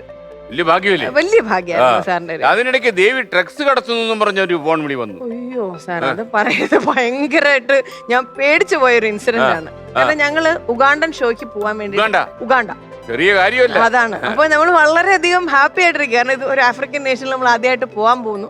അപ്പൊ അതിന്റെ സന്തോഷത്തിലിരിക്കുകയാണ്. അങ്ങനെ ഒരു ദിവസം എനിക്കൊരു ഫോൺ വരികയാണ്. ഒരു മിസ്റ്റർ അജിത്ത് എന്തോ ഒരു പേര് പറഞ്ഞു. ഞാനിങ്ങനെ നാർക്കോട്ടിക്സ് മറ്റേ ഇതിന്റെ ഡിപ്പാർട്ട്മെന്റിൽ നിന്ന് വിളിക്കുകയാണ്. ഞാൻ പറഞ്ഞപ്പോൾ വളരെ മാന്യമായിട്ട് ഇംഗ്ലീഷിലൊക്കെ സംസാരിക്കുന്നത്. ഞാൻ പറയാം യെസ് സാർ പറയൂ. നിങ്ങൾ ഇന്ന ദിവസം ആഫ്രിക്കൻ നേഷൻസിൽ വല്ലതും ട്രാവൽ ചെയ്യുന്നുണ്ടോ? ഞാൻ പറയാറുണ്ട്. ഇന്ന സ്ഥലത്താണോ? ഞാൻ പറഞ്ഞതെ. നിങ്ങളൊരു ഗ്യാങ് ആയിട്ടാണോ പോകുന്നത്? ഞാൻ പറഞ്ഞതെ. പക്ഷെ ഞങ്ങൾക്ക് ഇങ്ങനെ ഒരു ഇൻഫർമേഷൻ കിട്ടിയിട്ടുണ്ട്, നിങ്ങളൊരു മാഫിയ, ഇങ്ങനെ ഡ്രഗ് മാഫിയയുടെ ഒരു ഭാഗമായിട്ടാണ് പോകുന്നതെന്ന്. ഞാൻ പറഞ്ഞു സാർ എന്തോ ഫോൾസ് ഇൻഫർമേഷൻ വന്നിരിക്കുകയാണ്. കാരണം മലയാളി അസോസിയേഷനാണ് നമ്മളെ ഇൻവൈറ്റ് ചെയ്തിരിക്കുന്നത്. കാരണം വർഷങ്ങളായിട്ട് അവരവിടെ ഷോ ചെയ്യുന്നതാണ്. ഞാൻ പറഞ്ഞു സാറിനെ ആരോ തെറ്റിദ്ധരിപ്പിച്ചിരിക്കുന്നതാണ്. ഒരിക്കലുമല്ല സാർ, ഇത് വളരെ റെക്കഗ്നൈസ്ഡ് ആയിട്ടുള്ള ഒരു ഓർഗനൈസേഷൻ നടത്തുന്ന ഒരു പ്രോഗ്രാമാണ്. പിന്നെ അതുപോലെ നമ്മളുടെ ഒരു ടീം, നമ്മൾ ഒറ്റയ്ക്കല്ലല്ലോ പോകുന്നത്, ഇത്രയും ഒരു വലിയ ഗ്രൂപ്പായിട്ടാണ് നമ്മൾ പോകുന്നത്. അങ്ങനത്തെ ഒരു ഇതൊന്നും ഒരിക്കലും ഉണ്ടാവില്ല എന്നിങ്ങനെ പറഞ്ഞു. അപ്പോൾ പുള്ളി ഞാൻ പറഞ്ഞു സോറി സാറിനെ എന്തോ തെറ്റിദ്ധരിപ്പിക്കുക, ഫോൾസ് ഇൻഫർമേഷനാണ്, താങ്ക് യു എന്ന് പറഞ്ഞിട്ട് ഞാൻ അങ്ങ് കട്ട് ചെയ്തു. ഒരു അരമണിക്കൂർ കഴിഞ്ഞപ്പോൾ വീണ്ടും കോൾ വന്നു. ഞാൻ പിന്നെ എടുത്തു. അപ്പോൾ അപ്പുറത്തുനിന്ന് വന്ന ഒരു സംസാരത്തിന്റെ സ്റ്റൈല് മാറി. നീ എന്താ വിചാരിച്ചത്, കള്ളക്കടത്തും കഞ്ചാവ് അങ്ങനത്തെ നർക്കോട്ടിക് കടത്തൊക്കെ ആണെന്നൊക്കെ വെച്ച് ഭയങ്കര മോശമായിട്ട് സംസാരിക്കുന്നു. ഇവിടുന്ന് നിങ്ങൾ ആഫ്രിക്കയിൽ കാലുകുത്തിയാൽ നിങ്ങൾ 5 വർഷം നോൺ വെയിലബിൾ ഒഫൻസ് എന്നൊക്കെ പറയുക. ഞാൻ സത്യം പറഞ്ഞ പേടിച്ചു. കാരണം നമ്മുടെ ഡീറ്റെയിൽസ് ഒക്കെ പറയുന്നു, കറക്റ്റ് നമ്മൾ ട്രാവൽ ചെയ്യുന്ന ഡേറ്റ് പറയുന്നു. അപ്പം ഞങ്ങളുടെ ഫ്ലാറ്റിലാണ് IG ശ്രീജിത്ത് സാർ എന്ന് താമസിക്കുന്നത്. അപ്പം എനിക്കൊരു ടെൻഷനായി. കാരണം നമ്മുടെ ഫ്രണ്ട്സിനെയൊക്കെ വിളിച്ച് ചോദിച്ചു. ഞാൻ പറഞ്ഞു നിങ്ങൾ ആരെങ്കിലും ഇങ്ങനെ ഡിസ്ക്ലോസ് ചെയ്തിട്ടുണ്ടോ, പറ്റിക്കാൻ വല്ലതും ആണോ ഈ പറയുന്നത്? കാരണം ഇങ്ങനെ വിളിച്ചിങ്ങനെ ചോദിക്കുന്നുണ്ട്. ഇല്ല ഞങ്ങൾ ആരോടും ഒന്നും പറഞ്ഞിട്ടില്ല, പോസ്റ്റേഴ്സും ഒന്നും വന്നിട്ടില്ല, പിന്നെ എങ്ങനെ ഇത് കൃത്യമായിട്ട് അറിയുന്നത് നമ്മൾ ഇന്ന ദിവസം ട്രാവൽ ചെയ്യുന്നുണ്ട്, അത് ആഫ്രിക്കയിലാന്നൊക്കെ എങ്ങനെ അറിയാൻ പറ്റും? ഞാൻ പറയും അയ്യോ അറിയത്തില്ല, ആരെങ്കിലും പറ്റിക്കായിരിക്കും, വേറെ പ്രാന്തന്മാരാരെങ്കിലും ആയിരിക്കും പറഞ്ഞാൽ അവരെല്ലാം അങ്ങ് എന്നെ കൈ ഒഴിയുക. അപ്പൊ എനിക്ക് പക്ഷെ പിന്നെ ഇങ്ങനെ ഒരു ഗട്ട് ഫീൽ കിടക്കുക സാർ. കാരണം ഇങ്ങനെ ഒരു ആള് ഇങ്ങനെ വിളിച്ചു പറയുകയാണ് ഇന്നൊരു അതോറിറ്റിയാണ്, ഇനി ഇതിൻ്റെ അകത്ത് വല്ലതും ഉണ്ടോ, നമ്മളൊന്ന് ക്രോസ് ചെക്ക് ചെയ്യണമല്ലോ. ഞാൻ സാറിന് ശ്രീ സാറിനോട് പറഞ്ഞു, ഞാൻ സാർ ഇങ്ങനെ ഒരു കോള് വന്നിട്ടുണ്ട്, അത് കോള് റെക്കോർഡ് ചെയ്തിട്ടുണ്ടോ? ഞാൻ പറഞ്ഞു അന്ന് കോൾ റെക്കോർഡറൊന്നും എൻ്റെ ഫോണിൽ ഇല്ലായിരുന്നു, താൻ അത് ആദ്യം ഡൗൺലോഡ് ചെയ്യുക, എന്നിട്ട് അത് കോൾ ഇനി അത് വിളിക്കുവാണെങ്കിൽ അത് കോൾ റെക്കോർഡ് ചെയ്ത് വെക്കുക, നമുക്കൊരു എവിഡൻസ് വേണ്ടേ, അങ്ങനെ എന്തെങ്കിലും ഉണ്ടെങ്കിൽ, എന്നിട്ട് ഒരു കംപ്ലൈൻറ്റ് തരുമെന്ന് പറഞ്ഞു. പിന്നീട് വേറൊരു നമ്പറിൽ നിന്ന് വിളിച്ചു. അപ്പോൾ ഞാൻ ഈ വിളിച്ച നമ്പറൊക്കെ ബ്ലോക്ക് ചെയ്യുന്നുണ്ട്. വേറെ നമ്പറിൽ നിന്ന് വിളിക്കും. വേറെ നമ്പറിൽ നിന്ന് വിളിച്ച് വളരെ മോശമായിട്ട്, ഇതിലും മോശമായിട്ടാണ് പറയുന്നത്. എടി പൊടി എന്നൊക്കെ വിളിച്ചിട്ട് ഭയങ്കര. ഞാൻ പറഞ്ഞു സാർ ഞാൻ വളരെ മാന്യമായിട്ടാണ് സാറിനോട് പറയുന്നത്. സാർ ഇങ്ങനെ ഒരു അതോറിറ്റി ആണെന്ന് അറിഞ്ഞതുകൊണ്ട് തന്നെയാണ് ഞാൻ മാന്യത പുലർത്തുന്നത്. സാർ ലാംഗ്വേജ് കുറച്ചുകൂടെ മൈൻഡ് ചെയ്യണം. കാരണം നമ്മൾ ഒരു പരിചയം ഇല്ലാത്തൊരിതാണ്. സാർ പറഞ്ഞതുകൊണ്ട് ഞാൻ പറയുന്നു, വീണ്ടും പറയുന്നു, ഇത് ഫോൾസ് ഇൻഫർമേഷനാണ്. നമ്മൾ വളരെയധികം റെപ്യൂട്ടഡ് ആയിട്ടുള്ള ഒരു ഓർഗനൈസേഷൻ്റെ പ്രോഗ്രാമാണ്. നീ എന്ത് വിചാരിച്ചു അങ്ങനെ നിന്നെ അഴി എണ്ണിക്കും, ആഹാ നീ എന്ത് വിചാരിച്ചു, മറ്റേ കള്ളക്കടത്ത് ആന പൂനെ ചേനന്നൊക്കെ പറഞ്ഞു. ഞാൻ ആകെ സത്യം പറഞ്ഞാൽ പേടിച്ചു. ഈ കോള് റെക്കോർഡ് ചെയ്ത് ഞാൻ കംപ്ലൈൻറ്റ് ഞാൻ സാറിന് കൊടുത്തു. അത് കഴിഞ്ഞൊരു 5-6 ദിവസം കഴിഞ്ഞ് കഴിഞ്ഞപ്പോഴത്തേക്ക് സാർ എന്നെ വിളിക്കുക. എടോ ആരാധകരെയൊക്കെ ഞങ്ങൾ ഒരുപാട് കണ്ടു, ഭ്രാന്തന്മാരായിട്ടുള്ള ആരാധകരൊക്കെ തനിക്കുണ്ടെന്ന് മനസ്സിലാക്കുന്നത് ഞാൻ ആദ്യമായിട്ടാണ്. എനിക്ക് മനസ്സിലായില്ല നമ്മൾ എന്താ. എടോ അയാൾ എന്തോ മരുന്ന് കഴിക്കുന്ന ആളാണ്, അയാൾ അബ്നോർമലാണ്, അയാളാണ് ഈ തന്നെ വിളിച്ചത്. ഞാൻ പറയേ അപ്പം അയാൾക്ക് കൃത്യമായിട്ട് ഡേറ്റ് അതിപ്പോൾ അറിയാനാണോ പ്രയാസം? ഇപ്പം നമ്മളെല്ലാവരും അന്നൊന്നും സോഷ്യൽ മീഡിയ ഇത്രയും എന്താ പറയുക ഒന്നും ആയിട്ടില്ല സാർ. ഫേസ്ബുക്കൊക്കെ ഉണ്ട്, അത്രേ ഉള്ളൂ. അല്ലാണ്ട് ഈ നമ്മൾ പറഞ്ഞ പോലെ ഈ വാട്സപ്പ് അത്ര കോമൺ ഒന്നുമല്ല.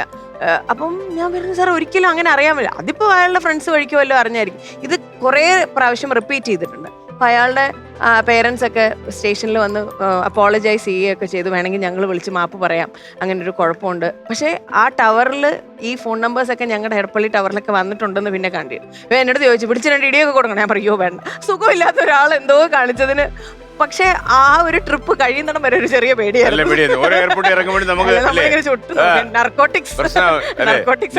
Control bureau.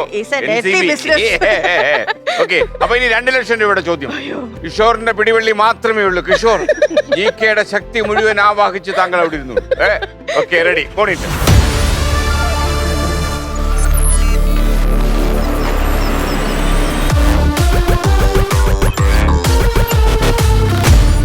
മഹാത്മാഗാന്ധിയുടെ ചിതാഭസ്മം കടലിൽ നിമജ്ജനം ചെയ്യുന്നതിന് മുമ്പ് പൊതുജനങ്ങൾക്കായി പ്രദർശിപ്പിച്ച സ്ഥലത്ത് നിർമ്മിച്ച ഗാന്ധി മണ്ഡപം ഇനി പറയുന്നവയിൽ എവിടെയാണ് കാണാനാവുക? Option A Kanyakumari, option B Mumbai, option C Kochi, option D Hyderabad, option D Visakhapatnam. വിജയിച്ചാൽ 2 ലക്ഷം, തെറ്റിയാൽ 10,000 രൂപയുടെ ഇടപ്പള്ളി. അയ്യോ സാർ അത് പറയരുത്, അത് മാത്രം പറയരുത്. 2 ലക്ഷം വരെ തെറ്റരുത് അല്ലേ? അതാണ്. ഒരു പിടിവള്ളി കിഷോറിന്റെ കയ്യിൽ ഒരു ശക്തനായ ഒരു പിടിവള്ളിക്കാരൻ. എന്റെ ഒരു ചെറിയ ഒരു ജീക്ക വെച്ച് കന്യാകുമാരിയാണെന്നാണ് എന്റെ ഒരു വിശ്വാസം. അതെ, ആ വിശ്വാസം രക്ഷിക്കുമോ? അതറിഞ്ഞു. കൂട്ടാമോ? Option A Kanyakumari. പൂട്ടി പൂട്ടി പൂട്ടി കുട്ടിയോ? ആ പൂട്ടി. 2 ലക്ഷം രൂപയായിരുന്നു. 2,200,000 റുപ്പീസ്. വെറുതെ കളയല്ലേ എന്ന് ഞാൻ മോഹിച്ചു പോയി. കന്യാകുമാരിയാണ് പൂട്ടി വെച്ചിരിക്കുന്നത്. തുറക്കണ്ടേ? തുറക്കാം. Regret to inform you. സങ്കടമുണ്ട് പറയുന്നതിൽ, പക്ഷെ പറയാതിരിക്കാൻ പറ്റത്തില്ലല്ലോ.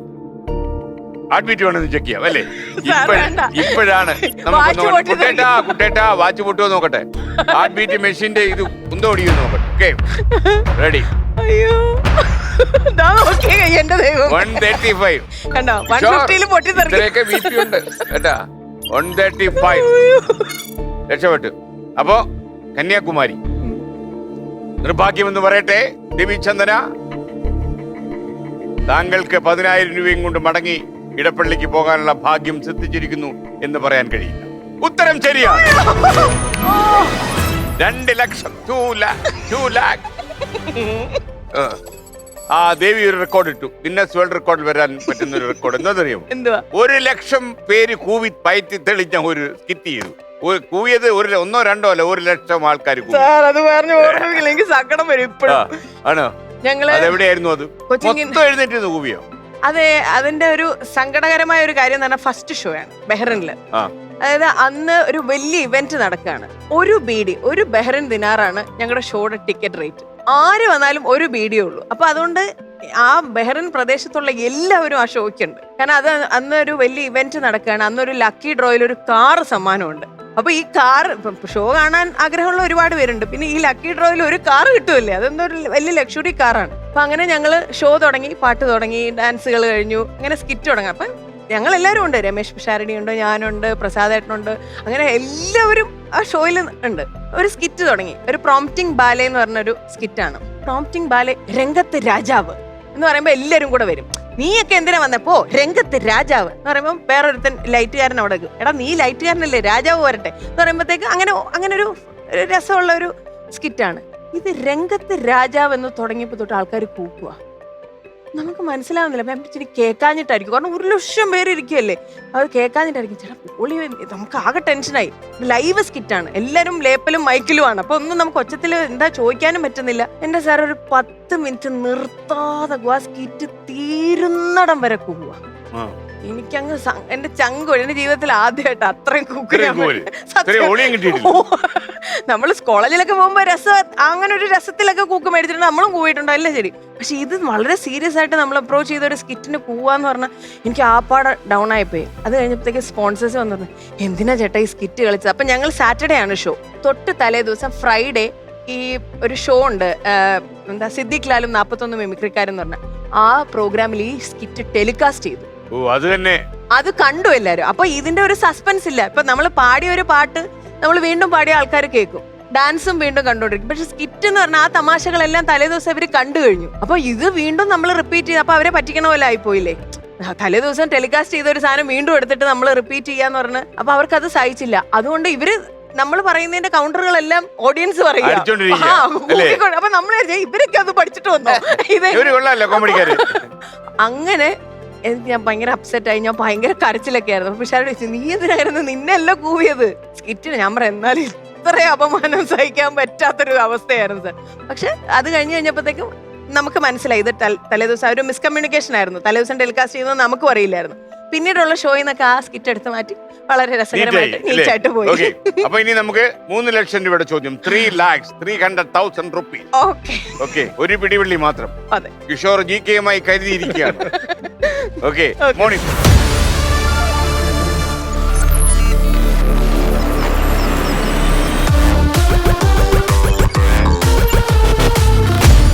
ഏകദിന ക്രിക്കറ്റിലെ ഇന്ത്യയുടെ ആദ്യ ക്യാപ്റ്റൻ ആരായിരുന്നു? Option A Polly Umrigar, option B Ajit Wadekar, option C Farokh Engineer, option D Mansoor Ali Khan Pataudi, option E CK Naidu. 3 ലക്ഷം രൂപയാണ് വിജയിച്ചാൽ. അത് വിജയിച്ചാൽ മാത്രം ഒരു പിടിവള്ളിയുണ്ട്. പൊതുവിജ്ഞാനത്തിൽ എക്സ്പെർട്ടായ കിഷോറിന്റെ, അതും ക്രിക്കറ്റ്. കിഷോറിന്റെ ക്രിക്കറ്റോട് വല്ല ബന്ധമുണ്ട്? ക്രിക്കറ്റിൽ എത്ര ഗോൾ അടിച്ചു ഇത് തിരിച്ചു നോക്കിയ സാർ, എന്താ കാണിക്കണം? ക്രിക്കറ്റും അറിയില്ല, ഫുട്ബോളും അറിയില്ല, സ്പോർട്സ് സംബന്ധമായിട്ട് ഒന്നും അറിയില്ല. പാട്ടിലെ കളി മാത്രമേ അറിയോ അല്ലേ? അപ്പൊ നമുക്ക് അങ്ങോട്ട് ചോദിക്കേണ്ട കാര്യമുണ്ടോ? ഇല്ല സർ, ഇല്ല. ഇല്ല, വെറുതെ ഉപദ്രവിക്കരുത്. വെറുതെ പാവുണ്ട്. ഇതെനിക്കും വലിയ ഇതിന്റെ വില നിലവാരം പറയട്ടെ. വില നിലവാരം വിജയിച്ചാൽ 3 ലക്ഷം. കേൾക്കുമ്പോ തന്നെ സുഖമുണ്ട്. അത് മാത്രം മതി. തെറ്റിയാൽ 20,000 രൂപ. വില നിലവാരം കൂടി, ഇപ്പൊ 20,000 ആയി. പിന്മാറിയാൽ 1 ലക്ഷം രൂപ. ഇനി മണി ഷെയർ കളിച്ചാൽ 2 ഉത്തരം അറിയാമെങ്കിൽ ഈ 3 ലക്ഷം പങ്ക് വെച്ച് ഇതിൽ കളിക്കാം. ഒരു ഉത്തരത്തിൽ വെച്ചിരിക്കുന്ന അല്ലെങ്കിൽ ഒരു ആൻസറിൽ പറഞ്ഞിരിക്കുന്ന ഉത്തരം ശരിയാവുകയാണെങ്കിൽ അതിൽ വെച്ചിരിക്കുന്ന മുഴുവൻ പൈസ എടുത്തുകൊണ്ട് പോവാം. പക്ഷെ പിന്നെയും തെറ്റിയാൽ 20,000 ബാക്ക് ടു 20,000. ഇല്ല സർ, ഞാനിത് റിസ്ക് എടുക്കുന്നില്ല. ഇല്ല ഇല്ല, എനിക്കറിയില്ല. അപ്പൊ പിന്നെ നമ്മള് വെറുതെ റിസ്ക് എടുത്ത് പ്രശ്നമാണ്. അപ്പൊ നമുക്ക് നമ്മൾ പിന്മാറുന്നു. അപ്പോ ഒരു സംശയം മാത്രമേ ഉണ്ട്. അപ്പൊ 1 ലക്ഷം രൂപ ബാക്കിയാണ്. ഈ ധൈര്യമായിട്ട് സംശയം പറയൂ. പടേക്കറാണോ എന്നൊരു സംശയം. ആയിരുന്നു, ശരിയായിരുന്നു. ആണോ? You are right. പറഞ്ഞിട്ട് കാര്യമില്ല. ഓപ്ഷൻ ബി അജിത് പടേക്കർ ആയിരുന്നു. അപ്പൊ 3 ലക്ഷം ഉറപ്പില്ലായിരുന്നു. ഒരു ധൈര്യം തരാനായിട്ട് അവിടെ ചോദിക്കാൻ പറ്റുന്നില്ല. അവിടെ അങ്ങ് തിരിഞ്ഞിരുന്നു അപ്പോഴത്തേക്ക് അല്ലേ? ദേവി ചന്ദന 1 ലക്ഷം രൂപ കയ്യിലുണ്ട്. ഇടപ്പള്ളിക്ക് വളരെ ഹാപ്പി ആയിട്ട് പോകാം. അപ്പൊ ദേവിയുടെ കുറെ കാര്യങ്ങൾ കേട്ടു, കിഷോറിന്റെ ആ പ്രേത കഥയും കേട്ടു, അതും കൊള്ളാം. Okay, thank U. വളരെ സന്തോഷമായിരുന്നു. ഒരുപാട് നല്ല മുഹൂർത്തങ്ങൾ കുറെ കാലത്തിന് ശേഷം. അപ്പൊ സംഭവമൊക്കെ പോയിട്ട് വിലസിയേക്കുക. ഇനിയിപ്പോ ഒന്നും നോക്കില്ല. Okay, ready. കാശൊക്കെ ഒരുപാട് ഉണ്ടാക്കിയിട്ട് എന്തെങ്കിലുമൊക്കെ ചെയ്യുക. തീർച്ചയായിട്ടും. Okay, thank U. അപ്പൊ കുട്ടേട്ടാ ലെവൽ 1.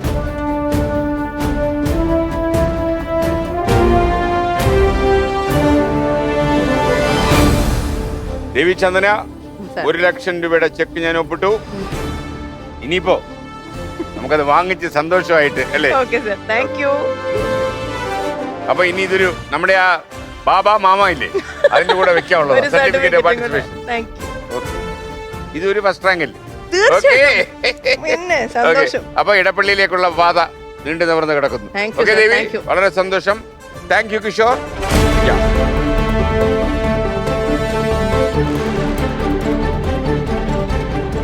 ഇതൊക്കെയാണ് അഭിനേത്രിയും നർത്തകിയുമായ ദേവി ചന്ദനയുടെ വിശേഷങ്ങൾ. ദേവി ചന്ദനയുടെ മത്സരം ഇവിടെ അവസാനിക്കുന്നു. Good bye.